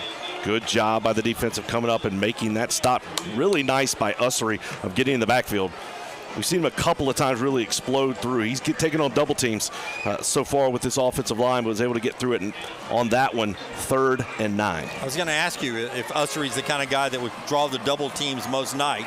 and you just confirmed that. So here we go, big 3rd down and 9 play for this Vestavia defense. Goldsmith hands it off. That is Murphy on the far side, and he quickly gets close to the yard marker, but is going to come up a yard short. A lot of yardage, but still short of the yardstick, but they're going to go for it. Of course they are, with the way they've been moving the football. Looks like a good play, but before you know it, they've already gotten 7 yards.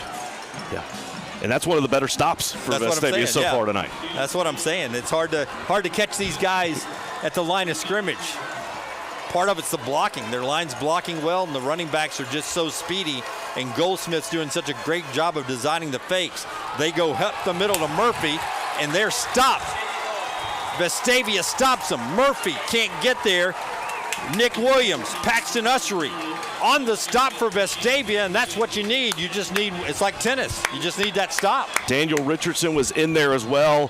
Vestavia has not blitzed a lot in this ball game, and the reason is because they can't afford to. If you send linebackers and they break it, they're going to take it to the house. So they've been rather conservative. That time you know it's a short yardage situation. You got a good push by the defensive line, and you said it, both Williams and Richardson came downhill from the linebacker spot, and Parker turns it over on downs. So Parker stopped Vestavia. Vestavia stops Parker. Charlie Taft can't be stopped yet. He's off and running to the 30, and that's the big run you've been looking for Charlie as the senior gets down into scoring territory at the 30-yard line.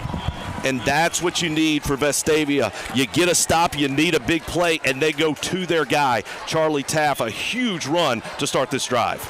Now back with the quick snap. Handoff goes to Boylan on the far side. That play only gets about a yard. But the pace now, see if you can keep going. Nadarius Davis flies in there to make that tackle. But you see Parker now back on their heels a little bit with this aggressive, fast tempo for Vestavia. Curry and Stubbs near side, 4 receivers out. Motion man coming across is Boylan. He gets the pass from the backfield with some running room down to the 22. Make it the 21, will be 1 yard short for a 3rd and 1 coming up. Really good blocking by Luke Stubbs on the edge. That's what allowed Boylan to get that nice gain. Right in front of us here in our broadcast booth, 3rd and 1. Charlie Taft will make a call on whether or not he is able to find a gap on the run. Fakes it to Boylan. Taft on the keeper, loses the football. It's on the ground. Parker looks like they've got it. Did somebody from Vestavia get it back? What a heads-up play there for Vestavia. Jackson Deal, the center. Taft lost the ball. Looked like Parker landed on it. But sometimes all that sweat is good because the ball slips out, and Jackson Deal, the center, was able to dive in there to recover the football. Huge break for the Rebels. 1st down yardage, and Charlie Taft, sweat on the hands too, holding on to the pigskin's not easy. Parker's going to take their 2nd timeout at 3:17 to go. We'll keep it right here as the Rebels are on the run here. It's not their best drive. They've scored on 2 drives already, but this one had the explosive play from Charlie Taft. Yeah, it's Charlie Taft. It's the guy that we've talked about, the one who needs to make the plays, and it's even better when you get a momentum swing. You're able to get that huge stop. The crowd gets into the ball game, and then you're able to pop a big one. And I think it's a really good timeout by Parker here to settle it down. And there you see what Charlie Taft did last year. Threw for over 1,500 yards, 12 touchdowns. He ran it 134 times for over 800 yards in those 17 touchdowns. He's committed to Sanford to go play baseball, and obviously is a highly touted prospect there. But if you're a college coach out there and you're watching this guy, that's a guy I want on my team under center. So he may get some folks try to get him to change his mind. Heck, he may get some folks at Sanford to try to get him to change his mind and come play for them as well. That's what I was going to say. Play both ways, man. Anybody will be glad to have him running their offense. 1st down, Vestavia. The ball sits at the 16-yard line, and we have offsides on Parker as somebody eagerly jumps into the zone on a shift on the offensive line. And we're going to sound like a broken record, but when you get tired, you do things that you wouldn't ordinarily do. And that's why Parker called that timeout. Coach Warren wanted his team to settle down, to get a break, but instead, you're still tired. You come out of that break. Vestavia just with the clap, and very quickly Parker jumps off sides, gives them a free 5 yards. And you don't have to make contact. You just have to get into the zone, right? In high school football, all you have to do is cross the line or get into the neutral zone, and that's a penalty that differentiates from college and the pros. Now 1st and 5, Charlie Taffin, the keeper, looks for it, lowers his head and gets down to the 5-yard line, just behind of some big blocks on the side there from Copeland Stiles and others. And I think you're going to see that until the Rebels either are stopped or able to get into the end zone. You've got to put points on the board. 3 minutes left in this quarter. You'd love to use as much of this clock as you can before you run these plays, because you don't want to give Parker very much time to go back down the field. And you see now Vestavia taking their time in the huddle. They're going to use every bit of that play clock, which is currently sitting at 12. 10 on the play clock now. 3 guys will shift out of the backfield. Power formation left. Stubbs goes out right. Charlie Taffin, the keeper, follows a block patiently in the air, but down short of the goal line at the 1, where it'll be 3rd down again. And obviously you'd love to get into the end zone, but that's actually a break for Vestavia, because that means another 35 seconds are going to run off the clock and give Parker less time to run the play should they get it back. But for Vestavia now, the goal, you have to get into the end zone. Probably save your timeout to do it after the 3rd down play. It's 2nd down, so probably save it a little bit later on. But 2nd down and goal to go from the 1. Taff on the keeper again, left side, fights through a block, fights through a tackler, fights into the end zone, and Vestavia scores again. Another good run by Charlie Taff, another really strong block by Braxton Hunt. Robert Taylor, Arkansas State commit, flew into the backfield on that snap. He timed it out perfectly, and Hunt was able to get his body, get him off schedule just a little bit, and that's what allowed Taff to get into the end zone on that play. Again, with the 2-point conversion made the first post-touchdown attempt. They're going to kick it again. They come out of the formation. Sloan Morgan is lined up to do what he does. LeMaster on the hold. The snap, the kick, it's up, it's good, almost automatic, and that makes it 22-14 Vestavia with $1:51 to go in the first half. Quick timeout now on the Rebel Nation Sports Network.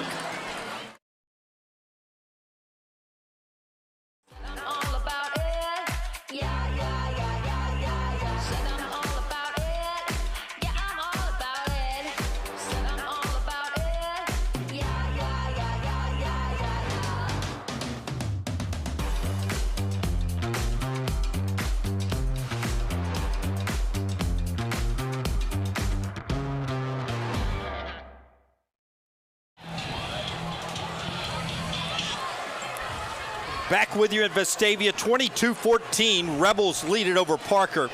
Again, these are 2 teams that will be in the playoffs in different classification at the end of the year if things go as planned. These are 2 really good football teams. And they've shown it. We've known that we were going to see some high-flying action up and down the field. It's lived up to its billing. Vestavia's defense has not done a ton tonight, but if you're going to do something, now's the time. 1:51 seconds. You've got an 8-point lead. Parker's going to get the ball to start the second half. So if you can prevent them from scoring here, that would be big. Parker, of course, is hoping for the score and then score out of the break to take the lead for the first time in the game. Vestavia has led since that opening drive. Each defense has stopped the other offense once, but there's been a lot of scoring. Now can Parker do it with $1:51 to go? They have shown they can throw it, but their most effective plays have been runs on the edges. Parker's run the ball 17 times tonight for 115 yards, just moved it up and down the field, seemingly at will on the ground. Total offense tonight's been a lot. 202 for Vestavia, 152 for Parker. Goldsmith's the quarterback. He's a good one. Sets up in the passing formation. Pocket collapses. He runs for a couple and then slides for safety after he picks up 3. It'll be 2nd and 7. Really good pressure that time by both Ussery and Haynes Bridges, getting into the backfield, forcing Goldsmith to pull it down before he was ready. 2nd down and 7. 4 receivers topside, 1 running back now. Goldsmith now gets pressure, throws over the middle, is tipped and falls incomplete. No holding call in the backfield. Thought we had a tackle on Ussery. He got tackled. That was you saw a twist there that time by the Vestavia defense. As the tackles went out, the ends came underneath. It worked and confused the Parker offensive line. They reached out and grabbed, but it also got pressure in the backfield on Goldsmith. He threw that ball, and fortunate that it wasn't intercepted. See how aggressive Parker will be, but really how aggressive Vestavia's defense will be now. On a 3rd and 7 with a minute 22 to play, Goldsmith hands it off to Murphy. Murphy doesn't get the first down. Vestavia has one timeout left. Will they use it? Clock running at $1:11, 1:10, and now Robert Evans takes the timeout. Jack Cowan got into the backfield to make that tackle, because if he didn't, there was a lot of running room for Parker, and now it's decision time for Coach Warren.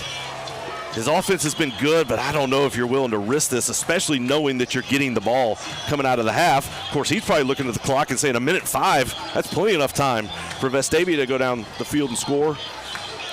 So the chess match is here. I just can't imagine how you go for it on 4th. It's not 4th and 1. It's 4th and 5 from your own 25-yard line. It's closer to 6, to be honest with you. It's a long 5, or a short 6, as they used to call it on the old Alabama radio network back in the day. I used to love how Doug Layton, if you're old enough, you know, would explain a long 5 or a short 6. He gave a different explanation when he had a bourbon in him later. And they are going to bring the punt team onto the field. And for Vestavia, they're going to send Will Bachnick back to return the kick. So here we go. 4th down. Parker's going to try to give it up and then play a little defense. There's the snap. It's low. They do get it off as Vestavia was trying to block it. The catch is made. Fair catch at the 45-yard line. And that's where Vestavia will take it over. Keep it right here with 59.4 seconds to go.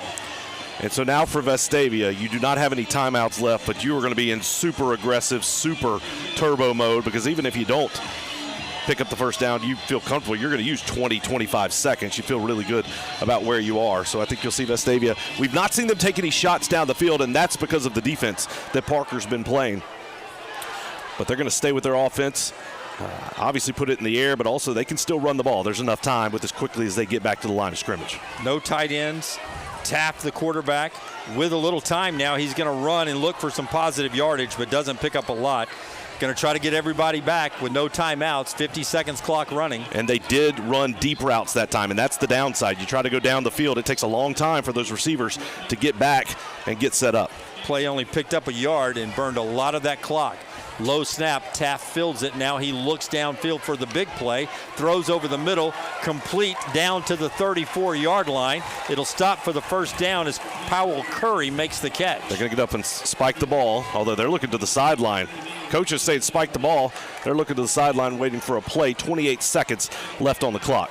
Clock's running now. They're lined up. 25 seconds, 24 seconds. Taft now looks downfield. Plenty of protection here. Not a lot of rush. Taft finally throws it away. Incomplete. There is a flag late here. It may be a holding call in the secondary. Trying to get it to Powell Curry on the corner route deep down the field. He was well defended by Parker. Had 2 defenders there. So nowhere to go for Taft. Ultimately, he throws the ball away. It was kind of late that flag came out. Now they're going to wave it off. Flag is waved off there. And I think that's the right call. I did not see anything that would warrant a penalty there. Thought it was going to be a hold. Maybe they were looking at intentional grounding. I don't know, but anyway, the flag's waved off, so it's 2nd down and 10. But clock's now a big thing. Do you try to get a few yards here and let Sloan Morgan try to come out and make it a 2-score game? Here's Taft looking downfield over the middle. It is caught right there to Copeway. And now they got to get up as they get first down to stop the clock with 5 seconds. They're going to spike it and try to get a field goal attempt here. And now we get a flag, and it's going to be a procedure penalty or delay of game penalty against Vestavia. They're going to say they snapped it before he blew the play ready for play. And it looked like that was the case. I don't think Vestavia and Charlie Taft realized that was a first down. They got back up thinking it was short. And so they got very quickly, snapped the ball and spiked it. Instead, the officials were still moving the sticks. And, man, that's a huge 5 yards because it. And now they spike it. And we're going to let Sloan Morgan try to come out and kick one a little longer than he was going to have to kick it earlier. 5 extra yards. Yeah, you're looking at about a 46, 47-yard attempt. as compared to about a 42-yard attempt, so we'll see. Morgan's got a great leg. It was very accurate last year. LeMaster will hold. They're going to put it down at the 36, so this will be a 46-yarder, very little wind. 43 is his long. Maybe a career night for Sloan Morgan to end the half. Low, short snap. The kick is still up. It's long enough. It is good. No good. Oh, just missed it. Had the leg just a little to the left. My bad on that one. I thought it was in there. Bad angle from me. Rookie broadcasting mistake in game one. He boomed it, though. No question about the leg. And that's one half of football. Vestavia leads it, but Parker gets the ball when we come out. Missed opportunity there for Vestavia to put points on the board after the defense made a stop. We'll talk at half a little bit more about that. We'll look at the band and get our special guest into the booth. All that coming up on our halftime show. This is the Rebel Nation Sports Network. Right when I toured Stanford's campus, I immediately felt the communal atmosphere and environment.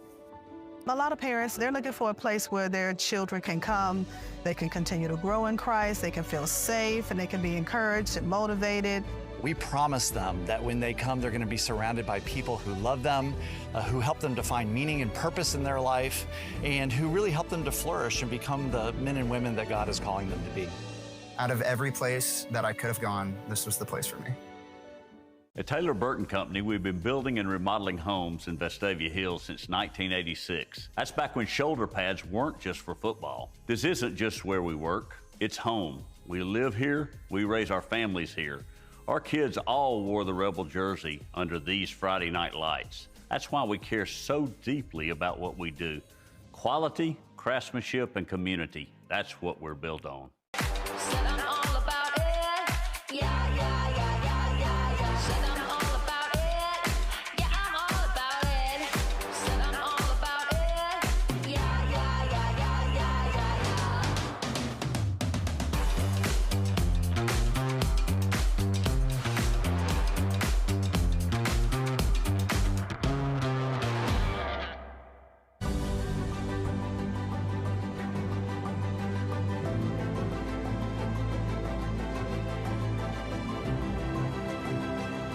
For more than 50 years, Senator Jabbo Wagner has served Alabama with honor and called Vestavia Hills home. Thank you, Senator Wagner, for your historic legacy of service.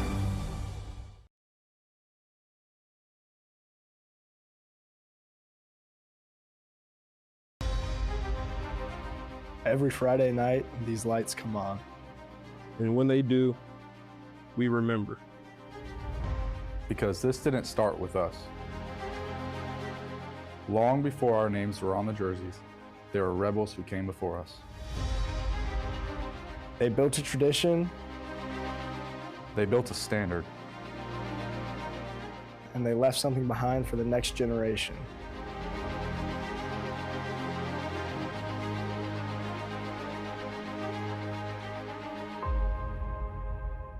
And now it's our turn. The standard is still here. Because wearing this jersey means something.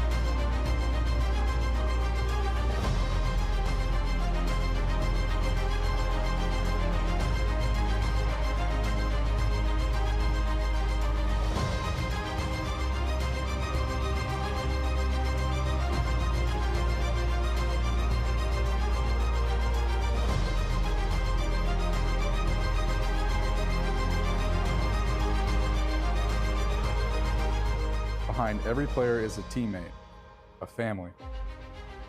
All of us connected by one name, one team, one standard, one community, one rebel. And when one rebel steps onto this field, he doesn't stand alone. If you play one rebel, you play us all.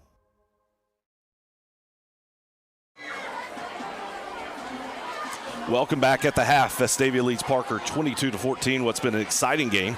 Great atmosphere here tonight, and we're pleased to be joined by Vestavia Hills High School principal, Dr. Blair Abbott. And Dr. Abbott, let's start. It's been a great atmosphere. It has. I haven't been to a high school pep rally in a long time, but I saw some video of yours today, and that was pretty strong. It was a great one. Our first pep rally of the year is always filled with excitement, and today's definitely was. So everybody's excited. The school year started, but it doesn't just happen, right? So you've got a lot that goes into getting ready for this year. I remember graduation, which felt like it was just yesterday. Talk about from your perspective, from the principal perspective. You finished last year, and then we were up at the school a couple times this summer and just see so much going on. What all goes into getting ready for a school year like this? Well, it's pretty much as soon as we graduate our seniors, and we had 580 last year, largest in Vestavia history, we go into planning for the next year to make the next year even better than the last. So we are getting ready for our students and our staff to return. We're setting goals. We're reviewing data. We're hiring new personnel. We have 11 new teachers this year that are fantastic and have transitioned very smoothly. We're helping our facilities stay in tip-top condition, and so we are just getting the plane built so that it's ready to launch for the new school year. And then all of a sudden school starts. And here we go. And you're like, how did this happen? How do we get here so quickly? Here we go. I mean, we're in week 2, 3, and you've already got football games. That's There's right. sports going on, but That's right. the academics start really fast. How has that gone so far? It's been great. So we had excellent results last year, really strong scores, improved in areas that is always our goal, and so we were happy to see that. It's not our priority, but it's always nice to see that stamp of affirmation come through when our achievement matches our effort, and it definitely did. So our academics have continued to launch forward, and we're having a great start to the year. And then you get nights like this That's that are pretty right. cool also. Yes. And this is just as important for you as a principal. You get all this opportunity. Yeah. So one of our goals as a district is student experience, and at our school we set that in 2 separate goals, both academic and character. Today was a perfect example of that. Our kids were hard at work in the classroom, and then we also got to have an in-day volleyball game that started at 2 o'clock this afternoon after an awesome pep rally and great spirit, and now we're capping it off with this. And I feel like I ask you this every single year we do this, but there are very few places like Vestavia Hills High School where if you want to get involved, if you want to study and be an awesome student, you can do that. That's right. If you want to play football or any other sport at the highest level, you can do that, and that's got to make you proud as a leader of the It makes school. me so proud. As a parent first, and as a resident of Vestavia Hills, the opportunities here are second to none. The caliber of the adults that are taking care of our kids are unmatched, and then definitely the opportunities that we work to provide. Wow. So it's a pretty unique and amazing place to be, Principal. And it's awesome. We appreciate you letting us be here every single week, all the work that you're doing. And this is just the start of what promises to be not only a great football season, but a great school year. That's so thank you right. for all you do. Thank you, Chad. That's Dr. Blair Abbott, the principal at Vestavia Hills High School. We'll be right back.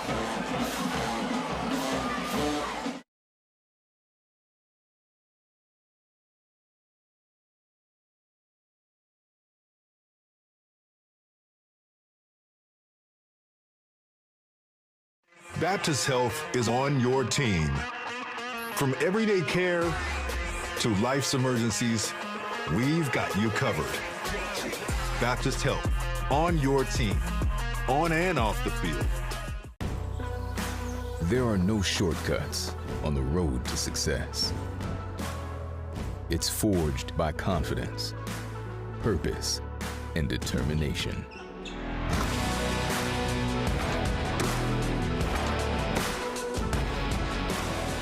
Everyone has potential. Few have the power to unlock it. The University of Alabama, where legends are made.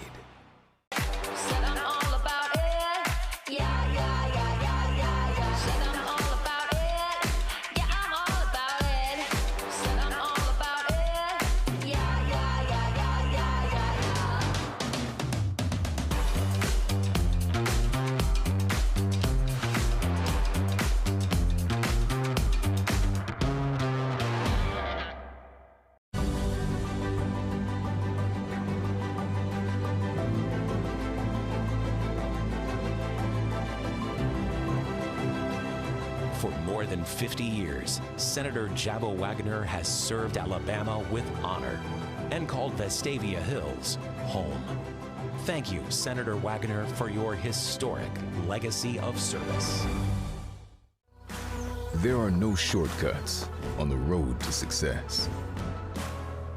It's forged by confidence, purpose, and determination.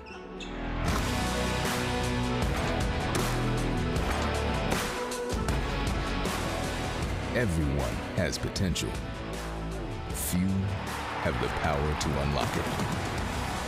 The University of Alabama, where legends are made. From our home base right here in Birmingham, Alabama. We are here treating patients from every generation across the United States and from around the world. We're here for the rookies and the dreamers, trying to make a name for themselves. We are here for the achievers, who are resilient and won't take no for an answer. We're here for the coaches, athletic trainers, and mentors who are shaping the next generation of legends. We are here for you, aggressively pursuing victory over injury.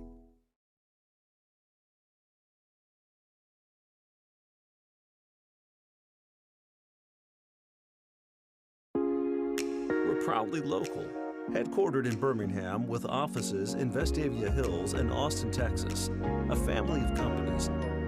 From advanced PCR assays to improved sample collection and rapid extraction systems, plus seamless lab software. Together, we're a family of companies, simplifying, advancing, and powering labs across America. Molecular designs and streamlined scientific, serving labs nationwide. In every moment, greatness awaits for the bold, the visionary, and those ready to take their shot.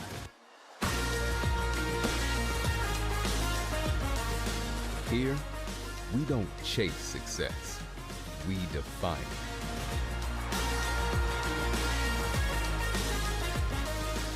The University of Alabama, where legends are made. Baptist Health is on your team. From everyday care to life's emergencies, we've got you covered. Baptist Health, on your team, on and off the field.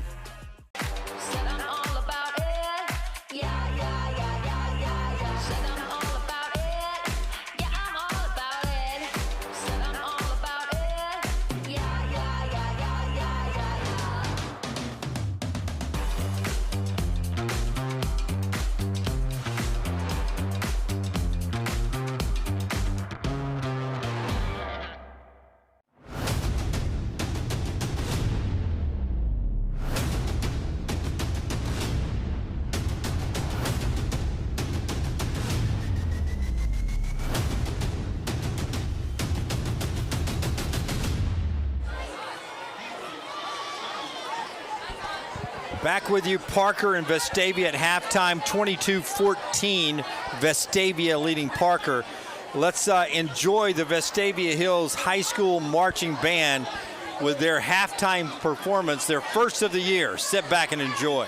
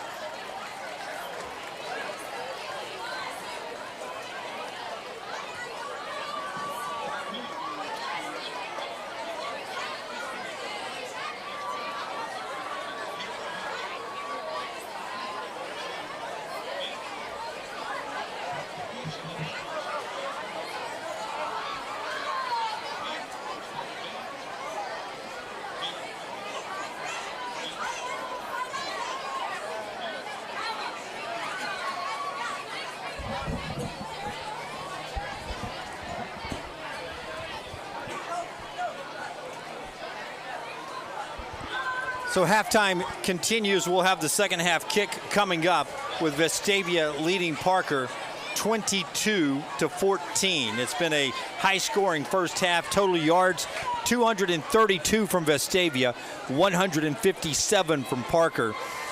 15 of 18 throwing the football for 105 yards for Charlie Taff in the Vestavia offense. 22 rushes for 127 yards. The leading receiver has been Luke Stubbs with 6 catches, 6 targets, 36 receiving yards. Charlie Taff has all 3 of the rushing touchdowns for Vestavia. 14 carries, already 102 yards on the ground for the Vestavia quarterback. We'll get into more stats and a lot more as we come back for the kick of the second half. You're watching Vestavia Hills Rebels football on the Rebel Nation Sports Network. Baptist Health is on your team. From everyday care to life's emergencies, we've got you covered. Baptist Health, on your team, on and off the field. There are no shortcuts on the road to success. It's forged by confidence, purpose, and determination.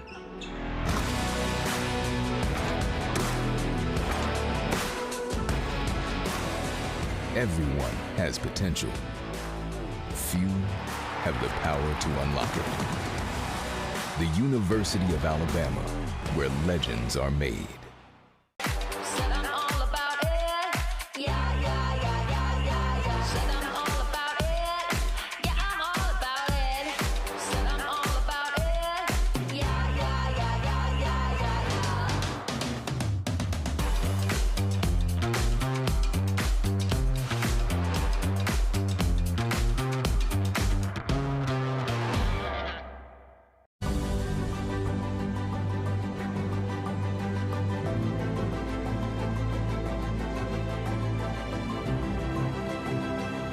For more than 50 years, Senator Jabbo Wagner has served Alabama with honor and called Vestavia Hills home.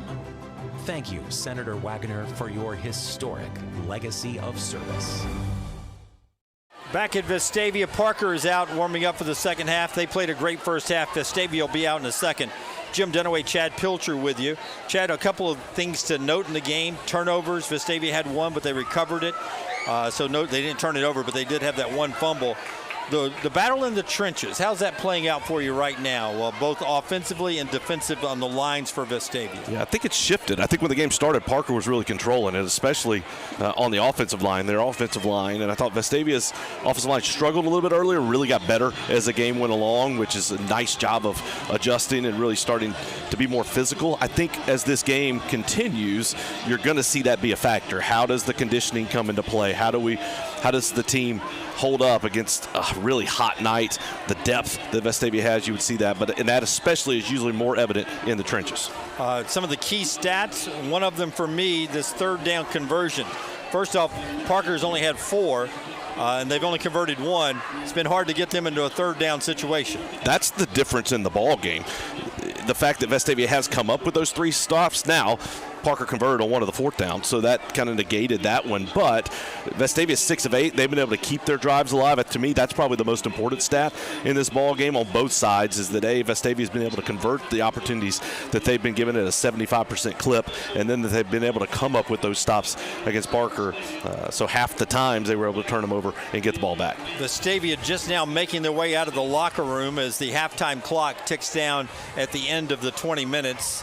And we will get ready for the second half kickoff. When we come back, it's a 22-14 Vestavia lead over Parker right here on the Rebel Nation Sports Network. Baptist Health is on your team. From everyday care to life's emergencies, we've got you covered. Baptist Health, on your team, on and off the field. There are no shortcuts on the road to success. It's forged by confidence, purpose, and determination.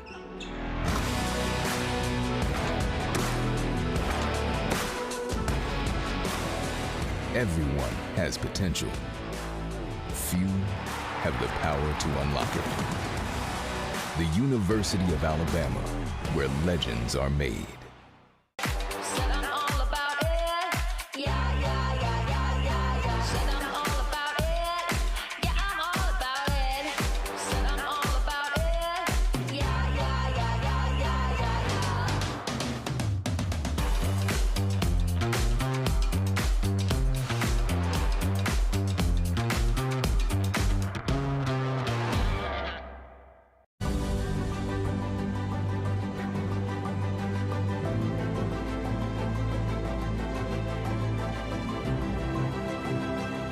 For more than 50 years, Senator Jabba Wagner has served Alabama with honor and called Vestavia Hills home.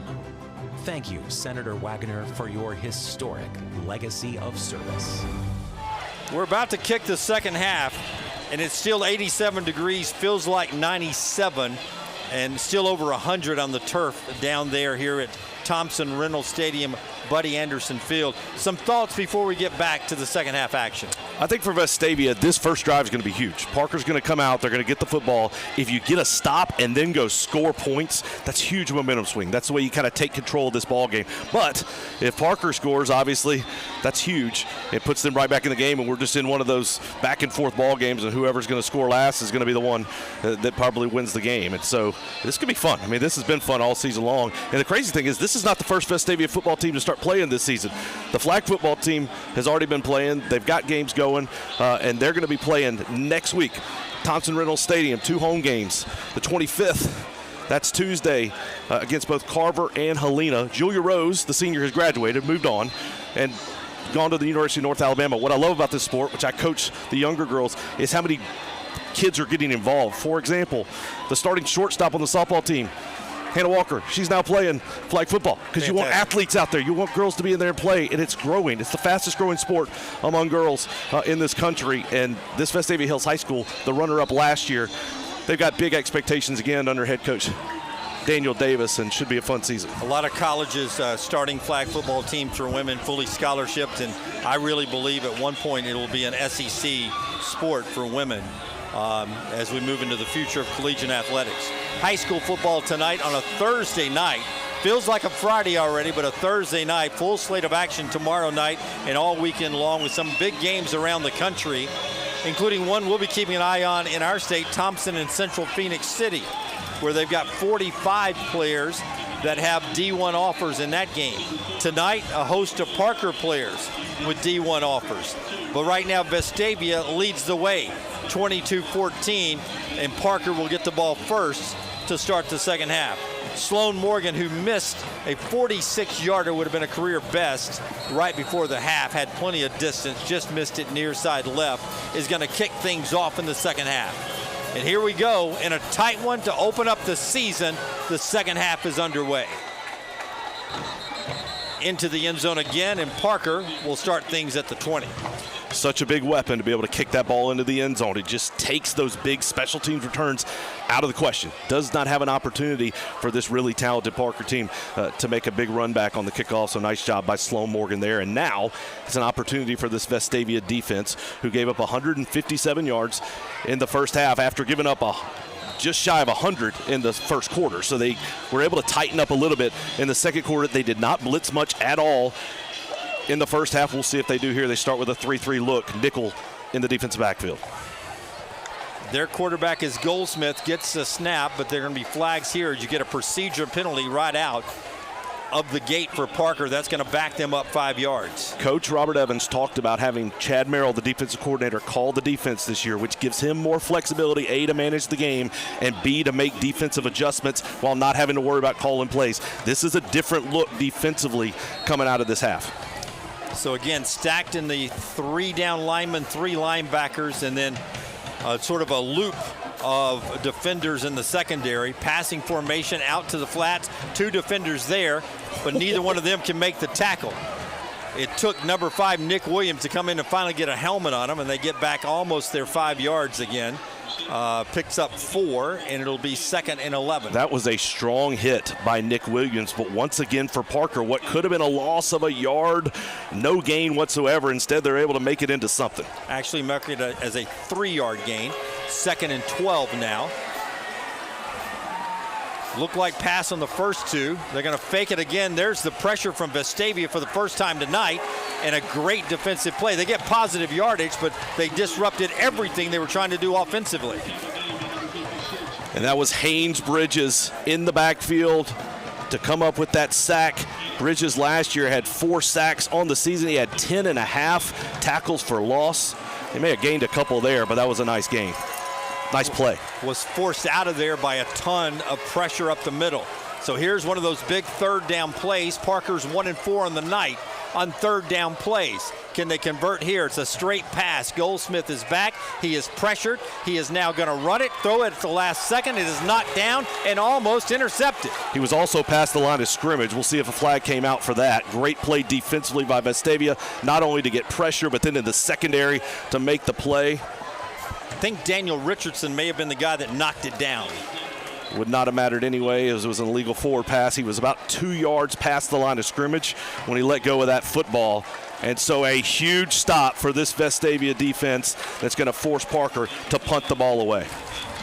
And they do back him up on the penalty there as they move it back to the 15-yard line. It'll be 4th down. So dial that one up perfectly for the Vestavia defense.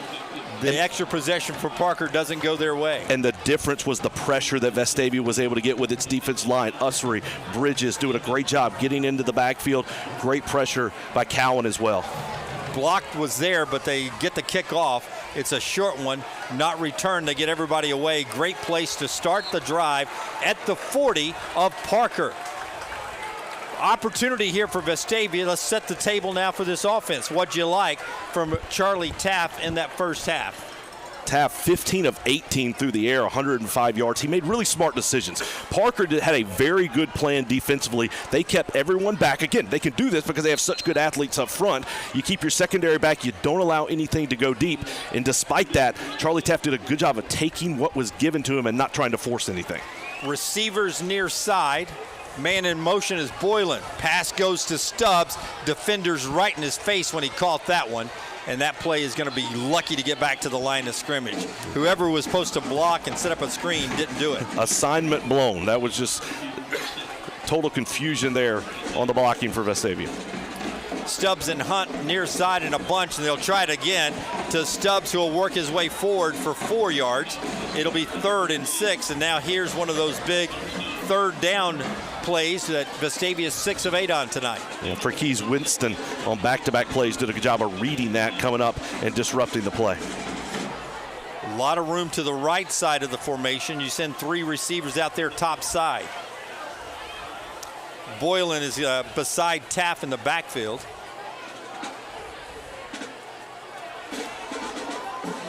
Late audible with 13 seconds left in the play clock. Still plenty of time. Man in motion is Hunt. Setting up defense on the other side. Option play out to Boylan. Boylan trying to get away from a defender. Can't do it as C.J. Craig came up from the defensive backfield and read that one perfectly. When you run the option, you always leave one man unblocked. For Vestavia, unfortunately, that time it was Craig, and he's the best athlete on the field. Just a great job of reading the play, coming into the backfield, and making that tackle. Now it's decision time for head coach Robert Evans. You might see Vestavia line up like they're going to go, and maybe go with Charlie Taff with the pooch punt. With the way your defense played that last time, I don't think you're going to want to give Parker the ball this close to midfield. 4th and 7. Frank Warren, the Parker coach, sort of motioning to his guys not to jump. Dead play is what he was motioning. Don't jump off sides. There's a shift. They don't fall for that fake. Now everybody runs off the field. They don't fall for that fake either, and they'll run the punt team on. Delay a game. And that's going to back them up 5 yards. So as good as you feel about the way the defense played on that first drive, you feel just as bad about the way the offense played on that drive, because that was an opportunity with really good field position with a chance to take a pretty strong lead here in this ball game. And instead, you have to tip your hat to Parker. It was individual efforts by Parker. First, it was Winston. from his safety position, and then it was Craig from the safety spot. Both of them walking down, both in the short pass game and then in the option game, and just making great individual efforts to come up with plays that's forced Vestavia into this punting situation. All right, 4th down punt situation. Morgan is back, and he's going to kick it from his own 45. Good snap. The kick is off and away, but it's a dead play. They're going to have delay a game on Vestavia. Back him up 5 more yards. Hard to see how that happens. I mean, you knew the punt was coming. You set up the play to run the guys off the field, then you had the mark off, and you had 25 seconds to get it ready. Just too slow getting on the field. Those are the kind of things that'll drive a head coach crazy. Center Jackson Dill was talking to the guy, the referee who threw the flag, said, man, I thought I got it off.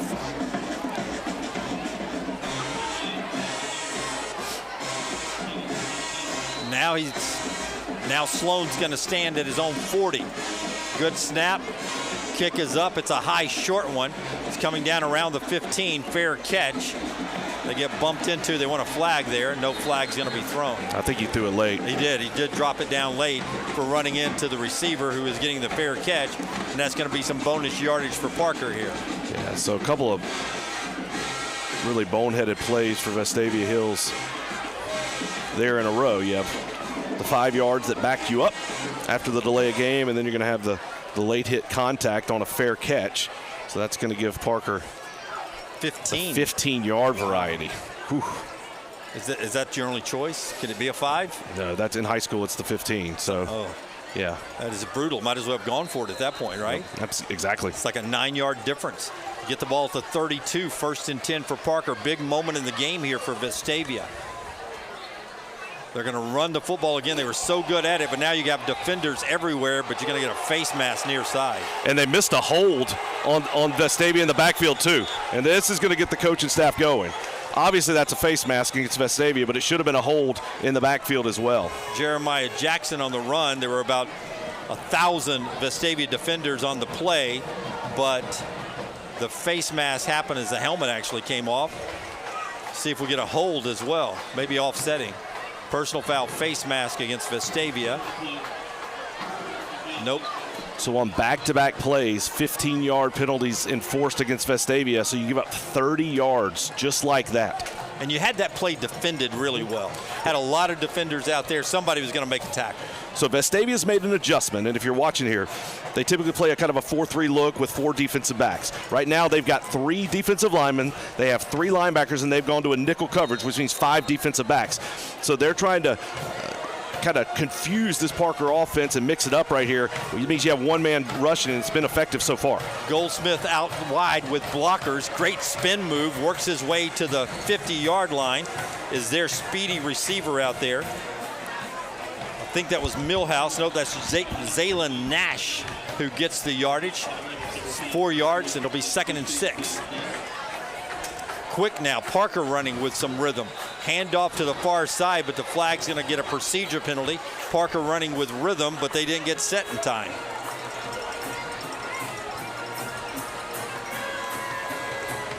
That's going to back them up. They were trying to play Vestavia's game and go fast and catch Vestavia sleeping, and they get the 5-yard penalty. Now it's 2nd and 10, so they get the 5-yard gain back 5 yards, and it's 2nd down at the 44. Goldsmith with it. Off the snap. Handoff far side with blockers out front. It's going to get a nice 5-yard gain. That's big number 9 for them. That's Martrez Drake with a big run. And how about Devion McKinstry leading the way there for Parker? Injured player on the field for Vestavia. I don't know if it's a cramping situation or not. I would expect you're going to see a lot of that in this second half on both sides of the ball. 7:27 to go, 3rd quarter. No points scored in the second half yet. Each team has had the ball 1 full drive. This is Parker's 2nd drive. The injured player is up and making his way off, and that looks to be Botnick. So he'll have to come out for at least 1 play. Got a little bit of a limp going as he tries to stretch out the cramp.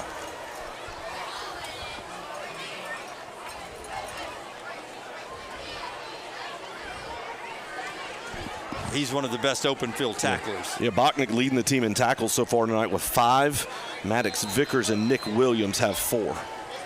He's not going to go back in after one play. They're going to bring him over to the cooler and try to get him something to get the cramps done with. Back to action. Great defensive play there. No gain as Drake once again up the middle. And Daniel Holmes into the ball game on the defensive line really did a great job of getting good pressure into the backfield. Jack Cowan helping out as well. So now it's 4th down. Parker obviously going to go for it. 4th and 5, right around midfield. So trying to draw Vestavia offsides. Got to be smart here. Don't want to jump. Play clock down to 10. Goldsmith changes the play. Their quarterback for Parker. They're going to run the play, and they're going to run it outside. Got some room. Can they make a tackle? Yes, they can. Short of the 1st down. Another 4th down stop by the Vestavia defense. Jackson can't get to it. Clayton Cox and Daniel Richardson there to make the stop. Just a great play. Ussery was there too to help out and finish it off. Incredible effort by this Vestavia defense when he looked like you had a chance to get him short, as Parker's done all night. They break through the tackle, fly to the outside, and then you had 3 red helmets show up to finish that play off. Huge stop for the Vestavia defense. Right at the 47-yard line is where Vestavia will take over. Good field position, and see what Vestavia can do with it. Is this our heat timeout? They may have taken it. I think for Vestavia, this is the time to take a shot. Take a shot down the field. It may not work, but you've seen Parker that last drive. They really started creeping down, walking down, because Vestavia had not gone deep. They've done a really good job. Coaching tonight has Parker. And look, both of these staffs have. There's a reason you don't just accidentally win a state championship. You got to know what you're doing. It helps to have really, really good players.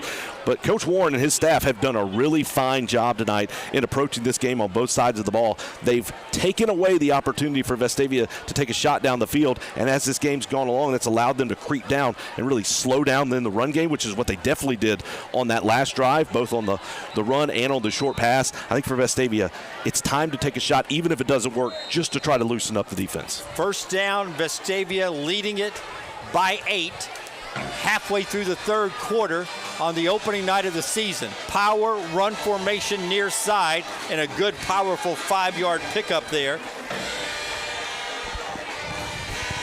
There's a good, solid run from Boylan, and that's a good 1st down play.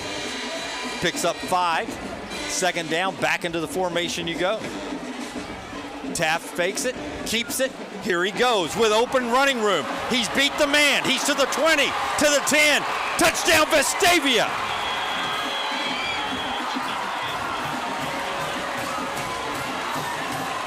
And the Vestavia shortstop and quarterback just hit the first home run of the night. Big play, no flags. And that, you wanted to go deep. They went deep with a couple of power runs there. Taft with a wonderful job on the fake, and then saw the alley, and you saw his speed. He caught a couple of defenders, including the big D1 prospect C.J. Craig, flat-footed. And just outran him. That's what's so deceptive, is how fast he is when he gets into the open field. But that was all executed by the play fake, showing the run. They walked down more and more on that run game. They bought it, and then off goes Taft to the outside. Big play for the Rebels. With all the people watching us right now, we appreciate you. Over 1,000 watching us live right now. Like, subscribe, come back with us all year, even if you don't watch us live, on replays, Friday nights, Saturday mornings, Sundays. Whenever you need your fix for football, come back here right on the Rebel Nation Sports Network. We love having you here. Jim Dunaway with Chad Pilcher, and Vestavia finally now has sort of a 2-score separation against a very stingy Parker team.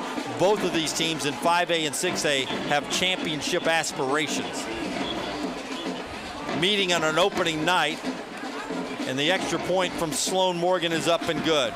29-14 now for Vestavia, and we'll take a quick timeout. Our first break of the second half on the Rebel Nation Sports Network.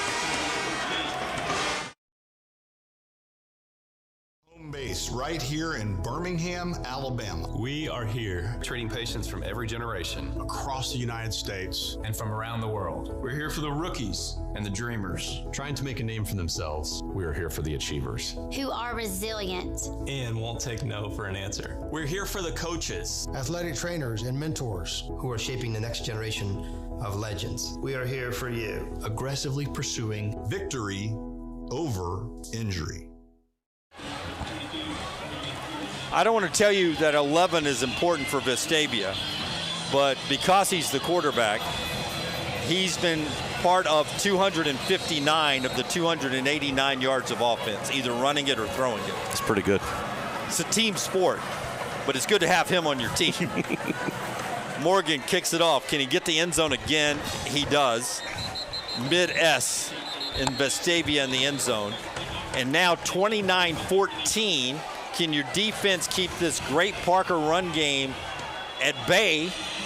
And they got a good passing game, but they've been really having great success running the football, and get the ball back, and then you start trying to get a little separation here. Yeah, that's a great word. This is the separation drive. If you come up with this stop, that last score was the one that kind of, for the first time, you've got a little bit of breathing room. But Parker's been so effective offensively. If you could come out here, get a stop, and then get the ball back, then you can really put yourself in a comfortable spot and start leaning on that clock. You've had 2 stops already here in the second half. Nobody in the backfield. Goldsmith's going to go to the air, throw it out to Murphy, who makes the catch but doesn't go a lot of ways. And the outside in the flats tackling has gotten a lot better for Vestavia. On the first drive of the ball game, that was a 20-yard game because That's right. Vestavia missed the tackle and Parker made a move. This time, Vestavia's done a good job of keeping everything in front. The secondary coming up and making a good, strong tackle. Really well done in this second half by Coach Chad Merrill in this Vestavia defense. Good look at Carson Creel there before you got a good look at the Rockettes in the stands for Vestavia. Hats off to the band at halftime. The cheerleaders who always done a wonderful job, a great pep rally earlier today. I enjoyed your interview with the principal at the halftime. As we sit here now and we're waiting a second down play after the injury. Murphy was the injured Parker player, and he is just now being attended to and getting up on the far side. He has been dynamic tonight, both out of the backfield with 2 catches for 16 yards, and he's carried the ball 6 times for 18, but it's been Jeremiah Jackson who's done the most damage for them, 77 yards and 2 touchdowns. So that would be one of their big backs that would be down if he can't return. And again, you don't know if it's cramps or if it's something else, but we just assume cramps as we're still heat index around triple digits. And that's one thing under the AHSAA rules. You can't practice if the heat index is a certain temperature. So for Vestavia, most of their practices are in the early morning. They get in here at 6:30, hit the field, hit the practice, and then they'll go to school and class after that. And especially even in the summer preseason camp, they're out here early in the morning because if the heat index gets to a certain limit, you can't wear pads, and sometimes you can only practice for a certain time. So all of these schools across the state are having to manage that. And then you get in the game day, though, and just let it rip. Now, they're lucky it's a night game, so that makes it a little better, but it's hot. Daniel Richardson, you saw a nice tight shot of him near side around the 30. He's got a little limp. He's the guy that made that tackle. Hydration, hydration, hydration. And let me say this, regardless of how this game turns out, this is an awesome opening game. I mean, for both of these teams, you're like, man, we got exactly what we wanted. We wanted high-level competition. We wanted to face really good athletes, good teams, and we wanted to compete. And this has been that tonight. 2nd and 6 for Parker now, trying to get their offense back into a groove. They scored on their first 2 drives. Goldsmith gets a ball knocked out. He falls back on it. Right there making the play is Jack Cowan. Pressure was there, and then he did a good job swiping at the football. Cowan's been big tonight. Not a name we had circled on the depth chart, really knowing what you were going to get, and he has been all over the field disrupting plays, especially late in the ballgame. He's got some really good push into the backfield. Copeway comes off. He was helping with the pressure that freed up Cowan as well. And now it's 3rd and behind the sticks at 3rd and 13 for Parker, whose offense hasn't come out of the locker room yet. But they can strike from anywhere on the field. Man in motion. Goldsmith getting pressure up the middle is Vestavia. He's off his pivot foot again. throws far side. It's going to be incomplete as that one bounced, and it's going to be 4th down again, and Parker likely is going to punt. Listen, the pressure from the front of Vestavia, very different here in the second half. They just did that with 3 rushers. Haynes Bridges got there first. He was being double-teamed by the center and the guard. Usry was being double-teamed by the guard and the tackle, and they both got into the backfield, split those double teams and put pressure and forced Goldsmith to get rid of the ball before he wanted to because there was really good coverage in the secondary. So that was well-executed defense all the way around for the Rebels. 4th down punt formation. They have a couple of times tried to get to a block. Last time didn't try to block it, but one defender did make it through and had an attempt to block it. No pressure this time. The kick gets over the head of Botnick back there, and it's going to roll all the way to the 25-yard line and be knocked down there, and we've got a flag coming in as well. Yeah, Botnick seemed to misread that one, expecting some air under that, and that ended up being a line drive. Knuckleball. Shot knuckleball coming out. There's a flag on the play. Looks like it's going to be against Vestavia, probably some type of hold on the return. It is exactly that, holding on the return. And from the 25-yard line, back it up a little bit more, and that's where Vestavia is going to start. Hey, but they made the stop again, and it's 29-14. So for now on this drive, this is that drive where you have a chance to separate and take control of this ball game. But you have to avoid some type of mistake. So you want to be aggressive yet really, really smart. Ball control the football. Don't want to give up some type of turnover that would really shift that momentum right back to Parker and give them great field position. Still in the third quarter with 4:20 to play. Vestavia leads at 29-14. No points yet in the second half for Parker. Vestavia scored on their last possession. Can they do it again? Handoff to Boylan, far side.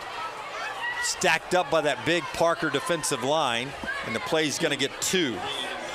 Taryn Gaines was right there waiting for Boylan, just wrapped him up as soon as he came across the line of scrimmage. Big 99 Jermaine Lewis there as well. Now the referee's blowing the play dead. Vestavia was trying to go fast, but we had an injury in the secondary for Parker, so they're allowed to sub due to the injury. I think it was 17 that was hurt for them. Now the clock cranks back, 3:57 and rolling. Play clock is still at 30, so they're going to milk a little of the time here. Now they snap it. Handoff right up the middle with some great blocking. Face mask likely coming here as that run goes right up the middle. And that was that Stubbs running the ball? Nope. That was 22, Braxton Hunt on the carry. Here, Hunter Boylan, the twos flew through there. But that was one of the better runs we've seen tonight from a running back. Well blocked, and got another Parker player down with an injury in the Vestavia backfield, but I think we got that face mask penalty, so we get it out to the 30. We've talked about this offensive line. We haven't really mentioned their names. 3 starters back on this offensive line. Copeland Stiles, number 61, Jackson Deal, the center, number 57, and William Guathney, the right guard, number 75. The right tackle is William Hurt. He moves into the starting spot as a senior. And then Cord Pigg, number 79, he's at the left guard. Cord actually played at Mars Hill last year up in Florence. His family moved down to Birmingham. He has a brother who plays at Samford. The family moved down, and so Cord was a great pickup for the Rebels. He's committed to go play football next year at Troy, and you see him at that right guard spot, big guy. 1st and 10, and the clock starts running again at 3:35 in the third quarter.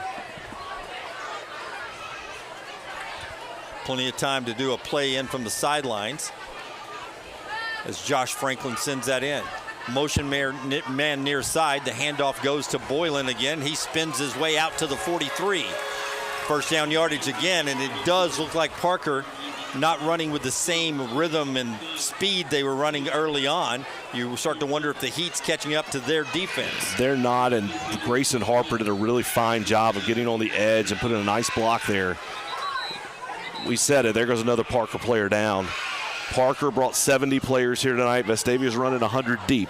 When you talk about what's the difference in classification at the top level, you'll see the athletes are the same, if not better at the top level from the lower divisions, but it's the depth that usually gets you, and you see that starting to play out here. And I understand that, but how many are you expecting to play, right? You play your 22, and then you get into your second stringers, and in a game like this, do you go into your third stringers? How deep do you go? You might have to, and it makes you do that more when you have a team that plays with the tempo that Vestavia plays with. Frank Warren and his staff at Parker, 7 years he's built that program, and they played for a championship. They got knocked out surprisingly in the second round last year. Vestavia and Parker played for a state championship back in 1980 at Legion Field. Vestavia won that one, right? Won it 15-13. They said the attendance was 51,000 people at that state championship game. What a time to be alive back in 1980 for Vestavia fans. Hoping to get one this year. Hoping that journey starts tonight. Snap, handoff to Boylan again. This time stacked up pretty good after a 1-yard gain. A bunch of Bison right there in the middle of the field. Give Taylor and Davis the tackle. Vestavia, it's still early enough. You may let a little bit of time go by, but you don't want to get too much out of rhythm. You want to stay with what works. You don't want them to get rested. Boylan again running right side. This time he's hitting the backfield. That play is going to lose a couple of yards, and it's going to be third down. And we're just down to 2:15 in the third quarter clock. Caleb Johnson made that tackle for the Herd. Carter Stagner coming on some fresh legs as Boylan comes off. Third down and 9. Likely a passing situation. Receivers stacked near side. Whistles are blowing, and Parker going to take a timeout. Nope, injury. They've got a player cramping, so they're going to get a substitution in. That was the 11th carry of the night for Boylan. He has 42 yards. He's done a good job of staying behind his pads. This time the player down is Brandon Scott. They had one near the sideline, too, that went down. Scott's up now, limping left leg. And listen, if you watch college sports, sometimes when a team wants to go fast, I don't know if you have a call or something, but you never question anybody's health when it's still 100 degrees feels like on the field. I'm just talking and I've been cramping up. These guys are busting it down there, so okay with the refs blowing the whistle every time somebody goes down in this one for sure. Because the clock starts back. You're not really saving anything. There goes the clock, 1:50. Just gives you a chance to substitute and get lined up. Big third down play, though, because this is a punting situation if you don't get some positive yardage. Man in motion is Harper. The handoff. Actually, Taft keeps it, and he gets the first down. That's great forward progress from Taft there. He always does a good job of falling forward. It looks like he's going to pick up 2 or 3 and just goes and glides and pushes forward. And before you know it, it's a first down. And that gives Charlie 16 carries for 160 yards on the night. That's a 10-yard clip average. It's almost like he's riding a wave of humans when he starts going forward like that. Like they're making the tackle, but he's not going down. He's just riding air until finally he finds earth again on the other side of the marker. 1st and 10, Vestavia on the move. Handoff near side. That is Stagner on the carry, and he's not going to get back to the line of scrimmage. That play is going to lose a yard. That's Craig again on the tackle. He does such a good job of just walking down in the run game. That takes him to 7 tackles on the night for Parker. Helped out by some big guys on that line that eat up blockers. That allows him to come in and clean it up. Under a minute now, 40 seconds to go. Play clock at 20. Vestavia up 29-14.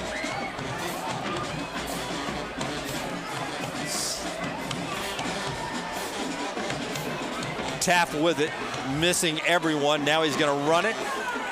Come up short of the first down as he goes out of bounds at the 38. Needed to get the 36. Chooses to live another day instead of lowering his shoulder. And that's going to get us to the end. Actually out with 20 seconds left. I thought we had the buzzer there, but no, 20 seconds left in the third quarter. Third down play coming up. Just a really good job again by Taft of understanding the play, not forcing anything, not making a mistake, and then just using his legs to put the Rebels in a very strong position on this third down. Parker's going to use a timeout here to, I guess, extend the break they're going to get with the third quarter, too, trying to get their legs back up under them. We'll take a quick timeout as well. 20 seconds to go, third quarter. Vestavia 29, Parker 14 on the Rebel Nation Sports Network.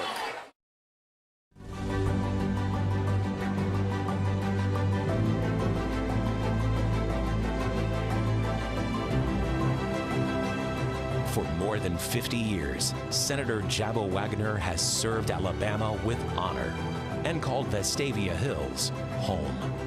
Thank you, Senator Wagner, for your historic legacy of service. All right, back with you. Dunaway and Pilcher with you for another season here of Vestavia Rebel football on this August 20th. What has been a very hot day turns into the final few seconds of the third quarter, and Vestavia has fought hard, scoring 15 points in the first quarter and then a touchdown in the second and the third. Trying to get another one on this drive, but this is a big third down play. They're 7 of 10 on third down conversions. Inside handoff, fighting for that first down yardage is Carter Stagner. I don't know if he got there or not. It looks like he's going to be a yard short. They're going to mark him just short. Came back through on that trap play. Actually, Grayson Harper on the carry, they say. Harper last year had great success on that play. Just not quite able to pick it up then, but that's going to take us to the end of the third quarter, and Vestavia will have some time to think it over. Gaines and Olive on the tackle. We'll take a break. 1 quarter to go. Can Vestavia hold on and win the opener on the Rebel Nation Sports Network? This is Coach Robert Evans with Vestavia Hills High School. Thank you for watching tonight's broadcast. Towards Sanford's campus, I immediately felt the communal atmosphere and environment. A lot of parents, they're looking for a place where their children can come, they can continue to grow in Christ, they can feel safe, and they can be encouraged and motivated. We promise them that when they come, they're going to be surrounded by people who love them, who help them to find meaning and purpose in their life, and who really help them to flourish and become the men and women that God is calling them to be. Out of every place that I could have gone, this was the place for me. Light show underway here at Vestavia, Buddy Anderson Field. Good look inside the Vestavia huddle there as they get ready to come back out for a big fourth down in one play. All right, 1 quarter to go. How do you get this one home for a win? First off, you pick up this fourth down, and I think you're going to see Charlie Taff, if past holds, you're going to see Charlie Taff coming downhill, running the football, put the ball in your playmaker's hands, try to pick this up, and then it's just continue to do what you do. And for Vestavia offensively, they've been so effective tonight, 327 yards. They've just executed exactly what we've seen in the past 2 years, but it looks pretty crisp here tonight. And it's how do you manage continuing to run with tempo, but taking a little more time off the clock. But the first start of that is this play right here. Fourth down and 1, just a keeper from our man Charlie Taff. He gets the first down. Just a little power football there, Keith. It's really incredible how with 3 years of Charlie Taff and 2 years with John Paul Head before that, if you got a third and long or a third and short or a fourth and short, you knew that quarterback was coming downhill. And everybody knows it, and the defensive coaches know it, and the defensive players know it, and if it's executed well, there's just nothing you can do about it. First down. Now at the Parker 33-yard line.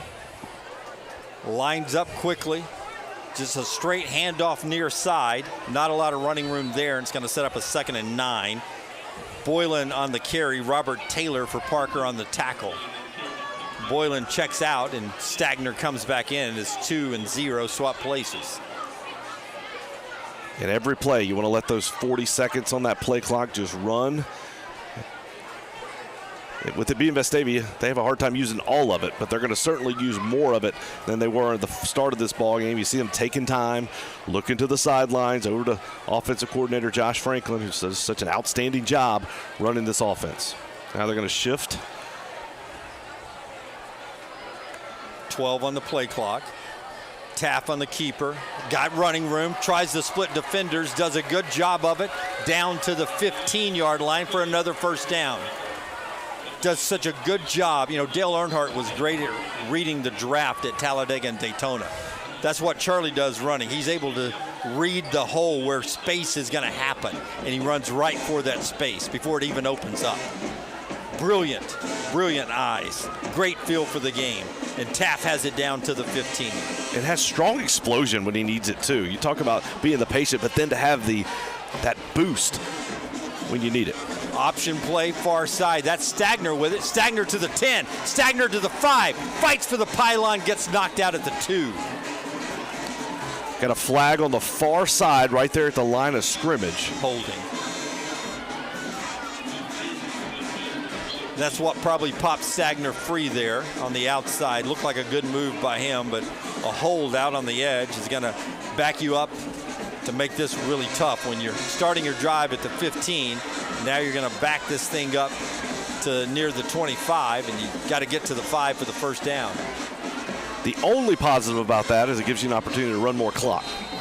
So the flag actually, it goes from the spot of the foul, so it's just back to the 24. Where now you'll run first down, and we're going to call it, what's that, 19 maybe? Taft with it, looks downfield. Now he's going to run and scramble. Gets hit pretty hard as he gets inside the 20 to the 18. Had a man open if you wanted to risk it, but maybe with this lead you don't risk it. Another smart decision. They ran play action to Stagner, and then he released on the wheel route down the far sideline, picked up by Parker. Taft had a shot if he wanted to take it, but he would have had to thrown a perfect ball to make that happen. Instead, tucks it, picks up about 6. Second down and 13. Scoreboard says third down and 13. I think it's second. Now they got that correct. It's second and 13. Receivers near side, top side. Robert Evans running down in case he needs a timeout. They get the snap off. Handoff up the middle. Not a lot of running room there, and it's going to get us to a third down play and 10 at the 15. Stagner on the carry. Robert Taylor on the tackle for Parker. Playing a little bit of the time game now. And look at the difference in this ball game. Look there at the Parker defensive line. You got one down on his knee. You've got one squatting down who's now going to sub out. You got several guys with their hands on their hips. The heat, the tempo, it wears you down. It wears down the best athletes. And it's the first game of the year. Exactly. Taft now with nobody out there looking for a space. He has it. Now he throws to the end zone. He gets knocked down. There's flags and incomplete pass, so it'll either be a fourth down or they'll back him up and replay the third down, it looks like. It is against Vestavia. A lot of penalties. I think Park will probably decline this one. You can always take the hold and push him back 10 more yards. I don't know if I would give Taft another down. Legal man downfield, they're going to decline that. For Vestavia, that's 13th penalty of the night. Yeah, 12 or 13. That's a lot. 12 for over 110 yards. So fourth down, we're going to send the kicker out, Sloan Morgan, who missed from 46. This is very much in his range now from 33 yards. He is on the far hash, so we'll have to push it a little bit right. LeMaster, I'll always remind you, is a backup quarterback on the hold. Kick is up, line drive. It is good, and that's a big separation point there now. 32-14. Morgan connects on a great field goal with 8:06 to play, and Vestavia a little more comfortable now as we head to break on the Rebel Nation Sports Network. Baptist Health is on your team. From everyday care to life's emergencies, we've got you covered. Baptist Health, on your team, on and off the field.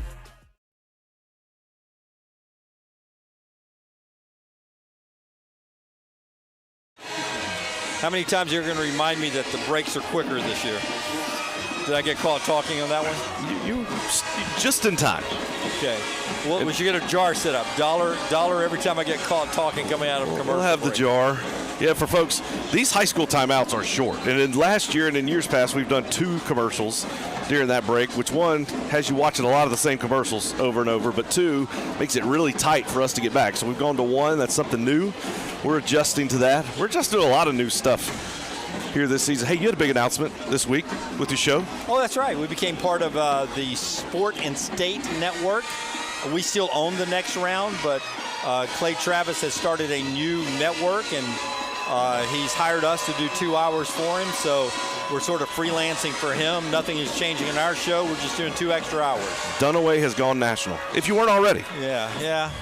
Worldwide. We'll see how well the nation likes me. I feel like I'm more of an Alabama guy. So we'll see. They may spit me out and kick me back to Alabama.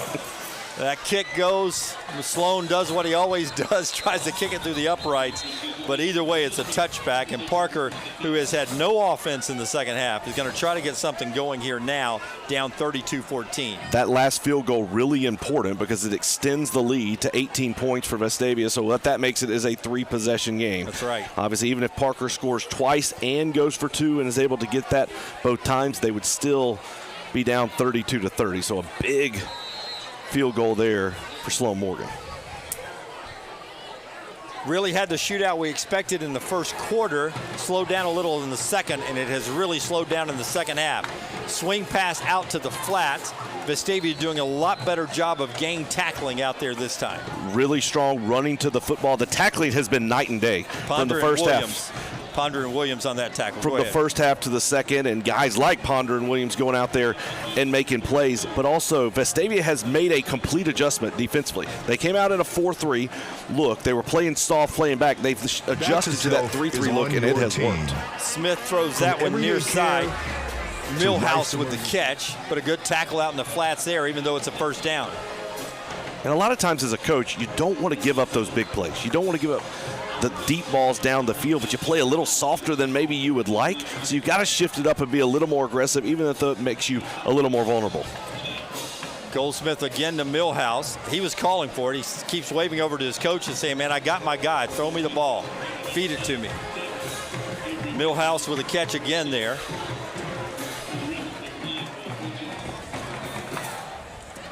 For him, hadn't been thrown a lot tonight, but that's his third catch, 2 of them on this drive. Robert Evans working with his secondary, basically saying, got to keep him in front. We don't want any big plays happen. This is a burning clock. Sort of a prevent defense. Now they're going to throw it over the top. Goldsmith deep, knocked away there perfectly on the defense over there by number 21. That's Clayton Cox, the junior, who was very patient when that ball's in the air. First game like this, ball's in the air. How do you feel as a defensive back? You say, oh no. Oh no. There it goes. You had Bryce Lemaster coming over the top in that zone look, but that was a really fine job of recovery that time by Clayton Cox. It looked like there was space there. The ball was floating just a little bit, and Cox was able to accelerate and knock that ball down. Very patient on the defensive play, second down. Goldsmith with some time. Holding is going to bring this play back no matter how far it goes. It does pick up a first down, but a big, obvious hold is going to back this up there because our big man, Paxton Ussery, had beat his guys, and the only thing that saved the quarterback was to grab him with both hands.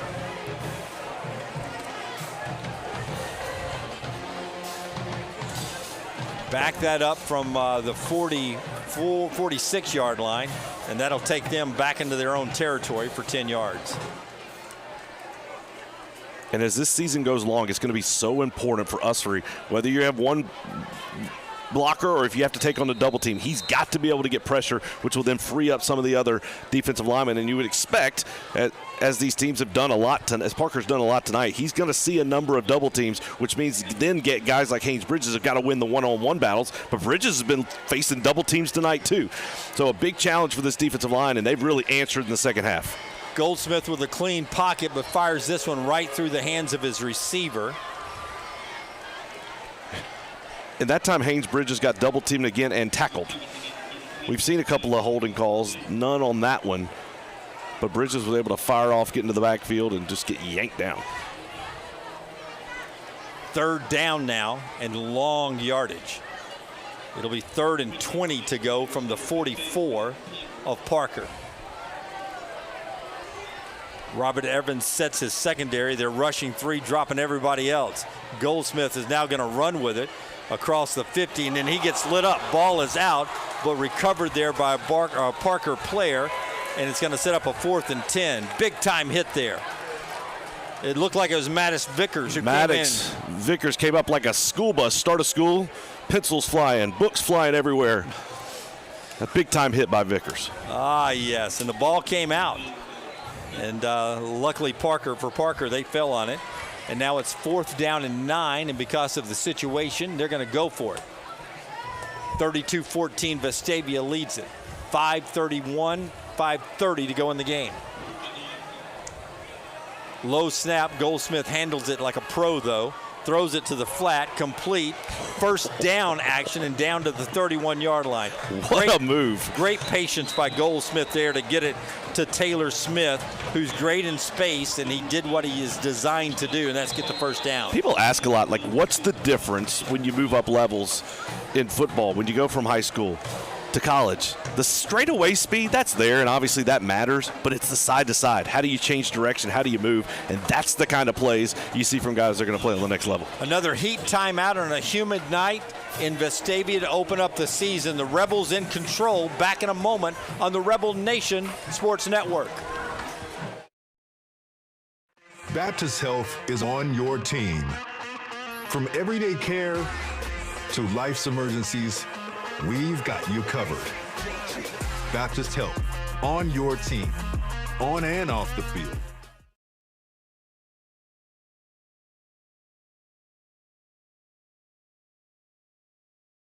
Three scores fairly quickly now. Robert Evans and Chad Merrill getting the defense set, and a lot of yards on this drive, including the last one, but you're playing sort of a semi-prevent defense. Here comes some pressure off the air for Goldsmith, and he's lit up. Ball is out. It's going to be recovered by Vestavia, but is he inbounds or out of bounds? I think he's out of bounds, but Goldsmith is holding his arm as he gets up. Maddox Vickers once again. Goodness gracious. Goldsmith never saw him coming, and Vickers just unloaded.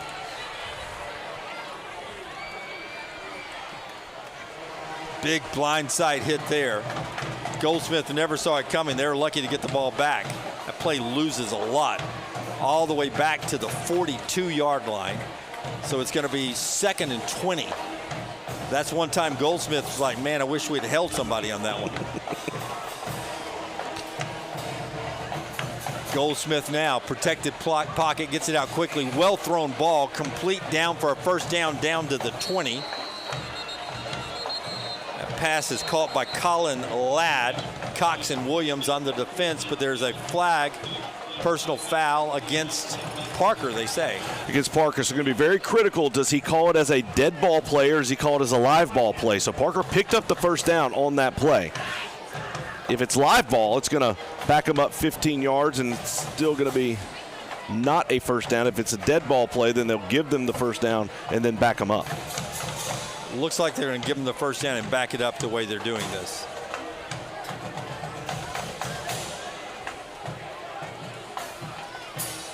What was it? Did you see what happened? Some kind of hitting, pushing, and shoving after the ball was let go. So it was right. There were like two guys right in front of the ref. So if you're going to do that, that's a bad place to do it. They are going to call it a dead ball foul. So first down Parker, and then back them up 15 yards. It'll be 1st and 10. At the 35-yard line instead of the 20 where they had gotten it. Now here's Goldsmith again, trying to get rid of it quick. Overthrows his receiver as he had somebody he thought outside in the numbers. Incomplete, 2nd down. He's 11 of 18 on the night for 96 yards, but nothing really big downfield. 14 yards has been their longest completion. 12 of 19 now after that one. And he's looked good. I mean, he's obviously a very good athlete, uses his legs well, throws it well. Also been a lot of pressure in the backfield, but he's done a good job of sitting in the pocket and delivering strikes when he needed to do so. But the big difference in the second half is Parker's not been able to run the ball as effectively as they did in the first half. They really haven't tried it, to be honest with you. Goldsmith running far side, being chased by everybody, tackled after he gets 4 yards there. Great effort by Haynes Bridges to come from the backside and run all the way around. Looked like Maddox Vickers joined him there on that tackle. And Jack Cowan as well. Boy, we called Cowan and Vickers their names a lot tonight. 4:14 to go in the game. Goldsmith again with the ball, this time time to throw it over the middle, and he does so to Zaylen Nash, who is close to the first down marker. He's going to get that at the 25, so first down Parker. First and 10 for Parker. And I'm so old, I remember them as the Thundering Herd at one point, right? Mm-hmm. And they're the Bison now, is that correct? They still have the Thundering Herd. Oh, they are? Still part of it. Okay. See a little bit of everything. Those both names used. Handoff up the middle. That's Taylor Smith again. And they're doing a good job on the run defense, making at least contact early at the line of scrimmage. That play just gets 2 yards. 3 minutes, 39 seconds here to go in this ball game. Yeah, Parker with a nice drive. The problem is it is eating up the entire fourth quarter.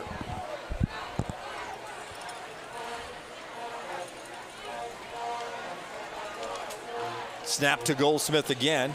Nice pocket, throws on the seam route on the sidelines there, complete down to the 7 for a first down. On the reception is Drake there. Botnick brings him down, and they're down to the 7-yard line. First and goal to goal for Parker. Clock running, 3:18, 3:17, 3:16. The thing that happens sometimes when you go in this kind of, it's not a prevent defense, but a little more loose of a defense, is your players relax a little bit. That wheel route, you could see that coming, see it developing, but just a little slow to react in the secondary. Goldsmith this time is going to hand it off. Running room right side, fighting for the goal line. Going to come up a little short at the 3-yard line. On the run there was Martrez Drake. Looked like Ben Ponder was one of the guys in there for Vestavia.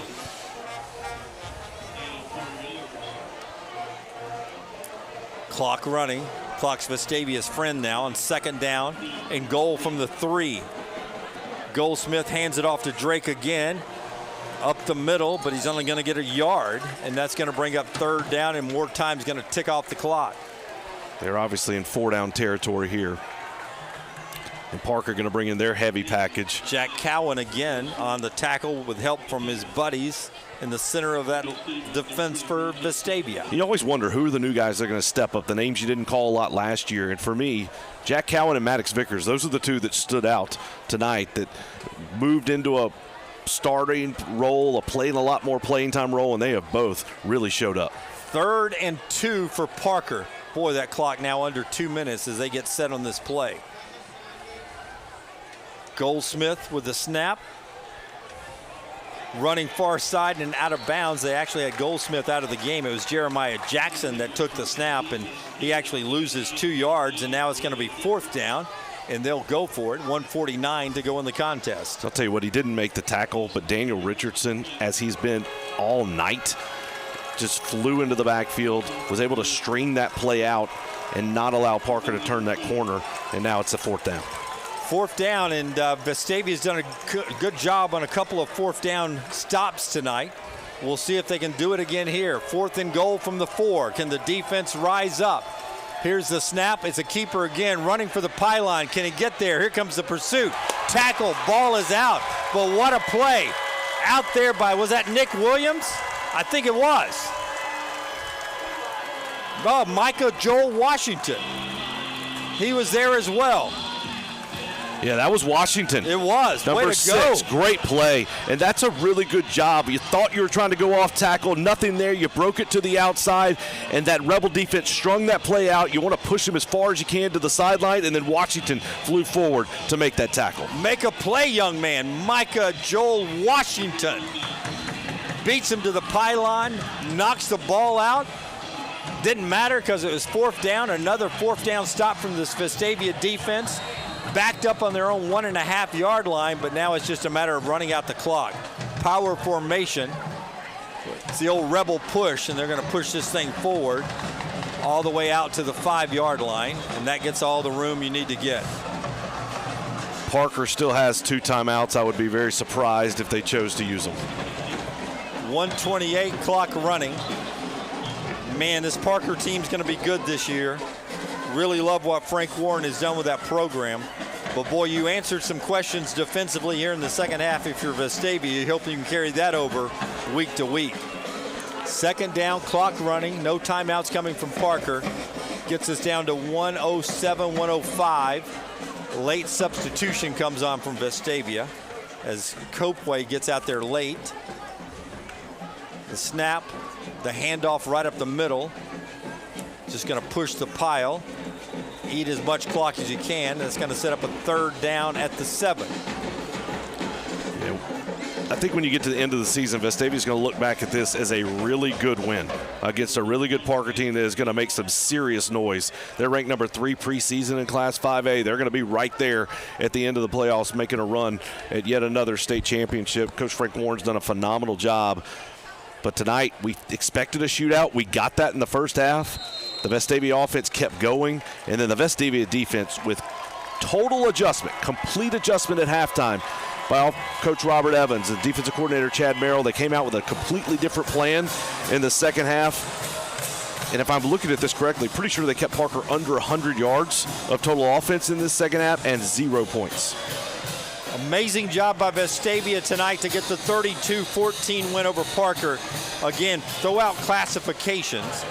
This was a number 6 ranked team, all classes Vestavia, against a number 15 ranked Parker team, according to Max Preps. There's several polls out there, but no matter way you slice it, regardless of classifications, 15 of the best, 2 of the best 15 teams in the state playing tonight.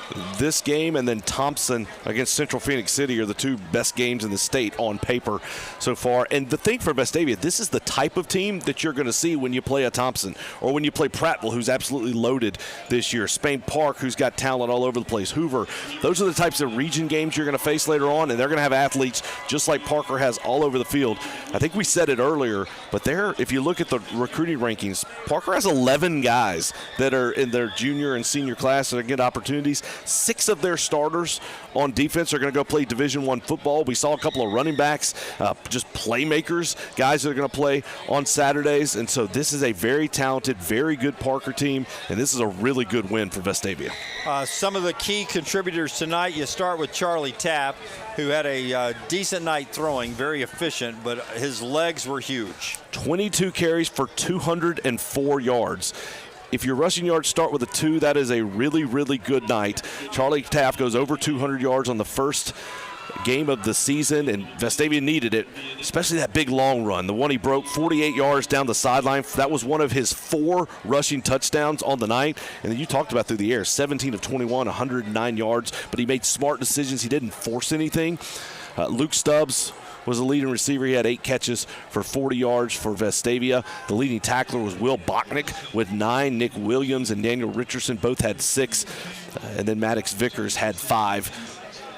And a little shout out for Noah Boylan as well. 12 rushes for 43. I mean, got to give Charlie a break occasionally. And then he caught 4 balls as well. All 4 that was thrown to him for 21 yards. So a good win for Vestavia. Yeah, Vestavia, the other part, 367 yards of total offense. But it was all about the defense in the second half and what they were able to accomplish. And ultimately, Vestavia just pushed on Parker a good bit in that second half. And you see Coach Evans and this Rebel football team celebrating a big win. That's always my favorite shot afterwards. And this student-run operation gets great camera work all year. But when you get Coach Evans in the huddle after a win, it's just great television, great videography there as you see them huddled and the parents and the families waiting to go out there and join their kids. So next week, you got an extra day to prepare, to rest up after a hot night here. Let's start looking ahead. Next week, we're off on the road, right? And another really talented Class 5A team, Benjamin Russell. They have a junior quarterback who's committed to the University of Alabama. That's good. So they're going to have more playmakers. They're going to be similar in styles or similar in talent. And so this is an early going. And then in week 3, you have Thompson. Thompson in week 3 of the football season. There's never a good time to face Thompson, but that's early in the season, so you get a really good test to find out exactly where you are. One at a time, though, and the first one was Parker. Vestavia wins it 32-14. That's going to do it tonight. Thanks to all the great camera work and everybody behind the scenes. An unbelievable opening night for the crew here. Chad, man, thanks for having me back. Jim, it's great to be here. Like I said, we had a blast last year. Looking forward to a great season this year. Big thanks to John Versiglio, Abby Gillette for making this thing happen. All right, we'll see you next week from On the Road down in Alexander City. Road shows are always so much fun. We'll see you next week on a winning night here on the Rebel Nation Sports Network. This is Coach Robert Evans with Vestavia Hills High School. Thank you for watching tonight's broadcast. We hope you tune in next week. Go Rebels.